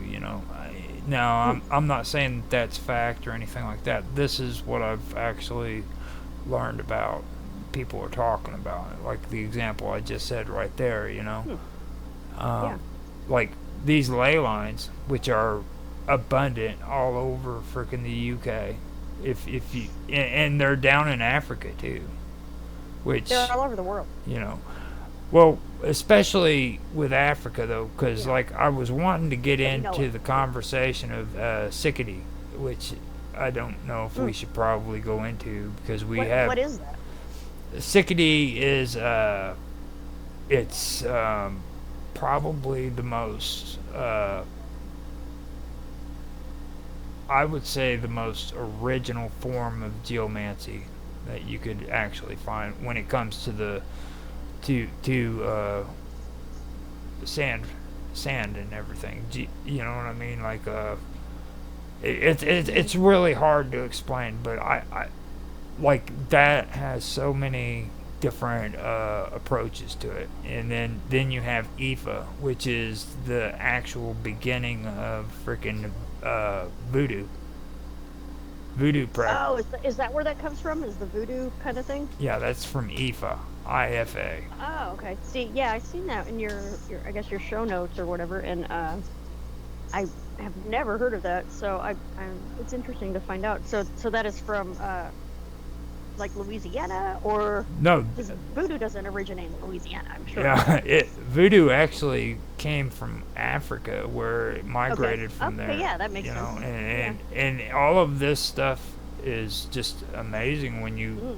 when you find out about it. But I really don't think we would have enough time to do that. So, because Yeah, probably not. Although when I like put my like focus on that whole thing, that's in Africa. That's pretty. I don't know. There's a lot of stuff going on there, huh? right, That's like weird. you well you get into Sure. Sickety, and then there's freaking Ifa, and there was a few other ones that I left out because like they talk about like the similarities, and that goes back to the shit I was talking about with like this new science tools and technology compared Right. to, I mean, you got to stop with that shit. You know what I'm saying? Like Yeah. look at the similarities and say that they're just it's too much of a coincidence for Right. you. Right. You know what I Right. Come mean? on. Come on, Come on. come on, dude. Come You know what on. I mean? Like Yeah. Totally. like they're saying, oh, that's just coincidence. No, it's not, dude. Yeah. You know what I There mean? are, first of all, there are no coincidences. There just aren't. Things happen for a reason. All of them do, if you ask me, you know? And Mm-hmm. if you take and fit that over your world perspective, you might find some little nuggets of information there, you know? They And like that's, they like to use the words like speculative science yeah, and yes, they do. you know, new age metaphysics. Well, if you've ever, I'm sure you've seen many people that, like, totally, if you've observed them taking in information or checking out something new, or just being people, they let shit like that go all day long. Like, they don't care Mm-hmm. enough to, well, I can't really say what they care about and what they don't, but they just don't have the capacity apparently to catch any little like nuances. And I can't even use the word nuance because I'm not exactly sure what that means, but they don't catch those little misspellings or things that happen. It just glides right over. And even if the repercussions of that are like large, Mm-hmm. they really, most people just like, okay, where do I sign? They don't Right. really care exactly what the details are, or even if they did see something fucked up in the details, they don't care. They just keep going and give me the pen. Yeah. Well, It's horrible. there's also a flip side to that too. Like, there's a lot of people that like to micromanage shit. You know what I mean? And then Well, sure. like people want to freaking say, oh, there's similarities between IT and freaking feng shui, but they're not the same thing. That's not geomancy. I'm like, dude, seriously? What were you gonna say, Yeah. Latino? He unmuted for. Oh, okay. I thought you were gonna add in there something. Oh yeah, yeah. I just forgot what I It was was good stuff. That's messed up, man. But Wow. I really want to know what you had to say too. No, that's cool. it will go back. whoa, Yeah, let me me ask too. you I hear you. let me ask you something Cheers, though. bro. Within the vacuum, let me ask you something because I know you know what I'm talking about when I talk about feng shui and I Chi or the you know, and all that, right? Now, Not necessarily. Well, well, you know what feng shui is, right? feng shui. Feng shui, Feng yeah, shui. yeah, Okay. feng shui. Yeah. Yeah. Okay, you know what the I Ching is, right? You know what I Ching is? Yes. Okay. Now, you know there's some similarities there, right? Yeah. Now, do you think by any chance that that is just coincidence or that one of them adopted their beliefs from the other one? No, no, no. I mean, it's all. It's. Right. I'm not a really an expert on that, but no, there's no coincidence. I think many other things is like the, what I was saying before about those energy patterns and those energy lines that converge with the structure of the electromagnetic field of the the earth and us and nature and everything Right. that we found, right? So, probably not a coincidence. Right. But feng shui is about trying to create harmony through how you uh, set up your furniture, right? Your Right. environment, yeah. Yeah. Okay, yeah, yeah. So it's basically, yeah, how you, but it It's like doesn't. geomancy. The thing is, it's already on the feng shui is on the side of what is already there, and if you want to go to deep level of the thing, then you have to pay attention to what's going on inside your mind and what's going on inside your Right. other side of Right. A in tool order to help in you know order yourself. in order to already, you don't have to worry about the feng shui because it's just happening. Hmm. It's Hmm. part of what you are. It's Mhm. not something that you that's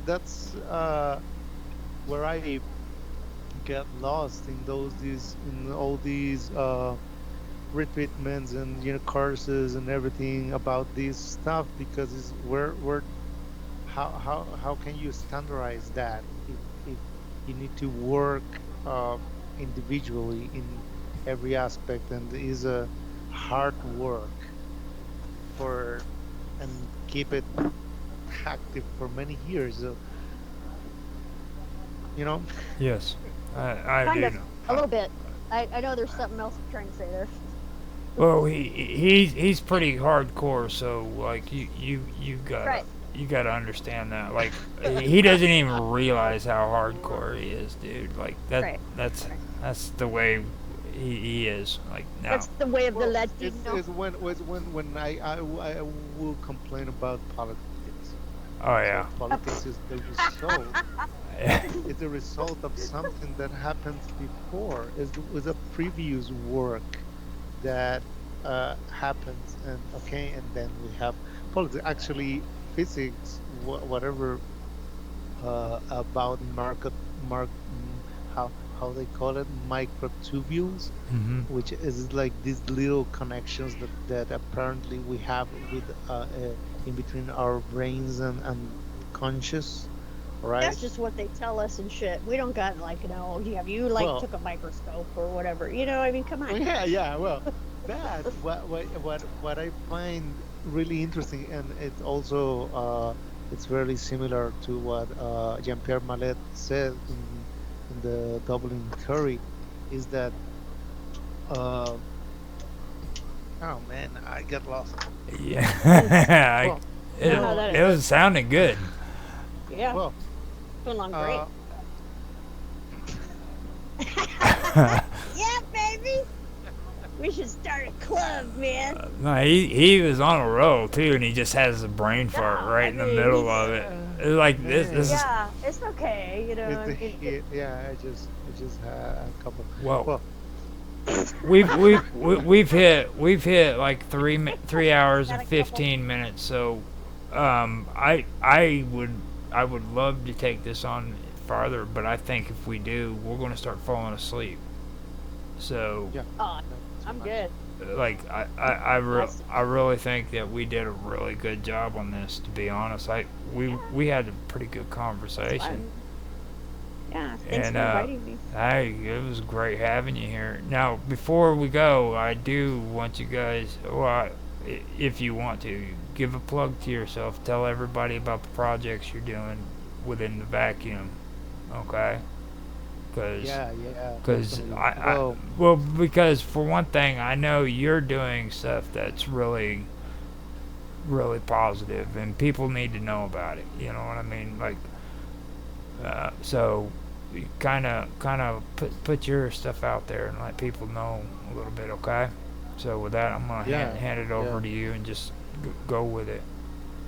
Well, basically, we're trying to bring ideas together using Web3 technology to be able to create a more fair industry, music industry, basically. So we create this IRL group here in Costa Rica with other musicians and artists. And it's just about sharing ideas and get together and jam and have a good moment. But then we thought about, okay, let's reward this work that we are doing here, and then we are using this token that is linked to the project. And well, we're gonna get a funding about the end of the year to keep working on it. And the idea, all this is linked to the Imaginarium also, right? To Infinite Imaginarium on Minds, where is the core group, the creative group of all these ideas, and uh, the team who can uh, make things happen actually. So I'm very grateful, and yeah, that's what I've been doing. And I have a new record. I don't have a release date yet, so I'll let you know later when we get closer to date. And I've been doing jam session. I probably will share soon some jamming session, like blinded, like three musicians that never played together get together and see what happens. That's Mm, the thing that I'm gonna it share sounds with you. interesting. Mhm. Yeah, it's Mhm. exciting, man. Yeah, totally. It's the moment happening. So Yeah. yeah, I have we have that ready. We're waiting for the video edition to share. And yeah, a lot of music, a lot of projects, and the creative hub and everything. Yes, yes, dude, where is my wallet? I recently provide a script with it, and it's too many things. It's So amazing. It's amazing. the mandala algorithm, I love that project, because it's about the sacred geometry, but from that perspective that I provide earlier. So yeah, that's also another project. But I will put here share a link so you Yeah, can totally. check it. I'm gonna tell But you. that's it, I think, I, very much. I'm gonna tell you right All right. now, man. You're probably one of the coolest dudes I know, man. I really are. I mean, Uh, like just the stuff you're talking about right there. More people should hear about. You know what I mean? It's great that you're doing that, and I give you kudos 100% for that. You know. Also, yeah, sounds like you're living your purpose. yeah, he really is. He really is. He's living it You so think you well. are? I mean, He's living it so well. He doesn't even know he's living it so well. That's how great this guy is. You know what I'm saying? Like, you sit there and you yeah, say it that's to him. He's like, cool. no. I'm like, yes, dude, you are. You're freaking Well, on. is there anything else you want to do besides what you're doing? I mean, come on. Well, That's how you can tell. no, right now, I'm just dreaming about it, like that platform that can make the idea is really Yeah. ambitious. It will Yeah. take us a lot of resources, a lot of people involved, because Mhm. we're thinking, globally. We're thinking about this is about original music curated locally in groups Yeah. That is, yeah. that you can get to your, to whatever, That's to how your it's wallet, to supposed to your be. Right. right. So Yeah. you get only, you get the best of the world without all this marketing strategy trying to put Yeah. your this trap shit in your face, because this is what it That is. is it. My goodness, we don't have, we have to make research to find the Get back jewels, to the right? roots. Yeah. Yeah, Exact. totally. Oh, Yeah, that's yeah, like that's the name. groundbreaking. I That's mean, the name of the the song. ground's already Yeah. been broken, but not for a long time. They're trying to cover that up, dude, but you're bringing it back. Yeah, totally. Yeah, and the Oh, it's like a combination of rediscovery. local IRL communities with these technologies that allowed us to make Yeah. transactions and create regenerative economies is just amazing. We have to do this. I might be wrong. this could not work. And I've been saying this in the meetings. If any of you guys are checking in the plan and have to destroy it, please do it. Now's the Because time. Huh? exactly, because it's just the ideas and the intention to create something beautiful, and Yeah. to also to make a treasure, a community treasure, because all that catalog of art and music will be preserved forever Yeah. in blockchain. So that's the aim, that's the idea. We're working on that. It's a huge project. Cool. That I is can't so wait to hear cool. your music. That's gonna be great. Yeah. Oh Yeah, yeah, I want to yeah. check it I out. just share I just shared a link here, and there you can Okay. find something. Yeah, yeah. Cool.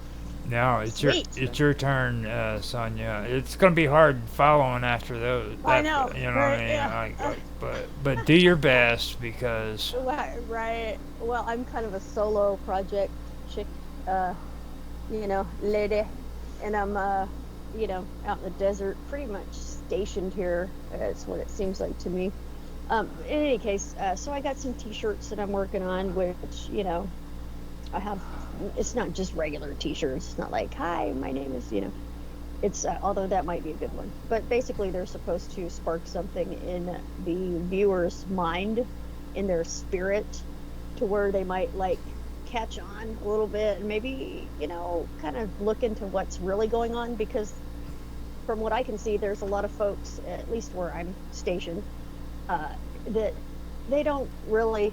They're kind of zombified almost. They're like taken over by the AI or the phone or whatever the thing is, to where they're lost their spirit. Like their spirit is like non-existent. 9 to 5. Like they go to work, they come home, and they're like, I need some food. It's like, and it's not even food they're eating. It's so ridiculous what's going on. So in any case, it's just a little thing I've been working on for a few years that uh, has hopefully started to come in fruition here. My website's actually open now, which is galacticfire.com, yeah. and it's EC instead of IC. Yeah, I probably should have came up with a better name looking back, and I still can. I mean, I'm just now opening. I haven't done any advertising or anything like that, but I finally got all the logistics behind that, like the payment system and all that down, or up. I don't even want to say down, but up. I got it like plastered on there, hopefully. But you know how computers are a little glitchy every now and again. But I have made my first sale recently, which was very exciting for me. And it's like an official sale, even though we're not like, I haven't, launched, or however you want to say that.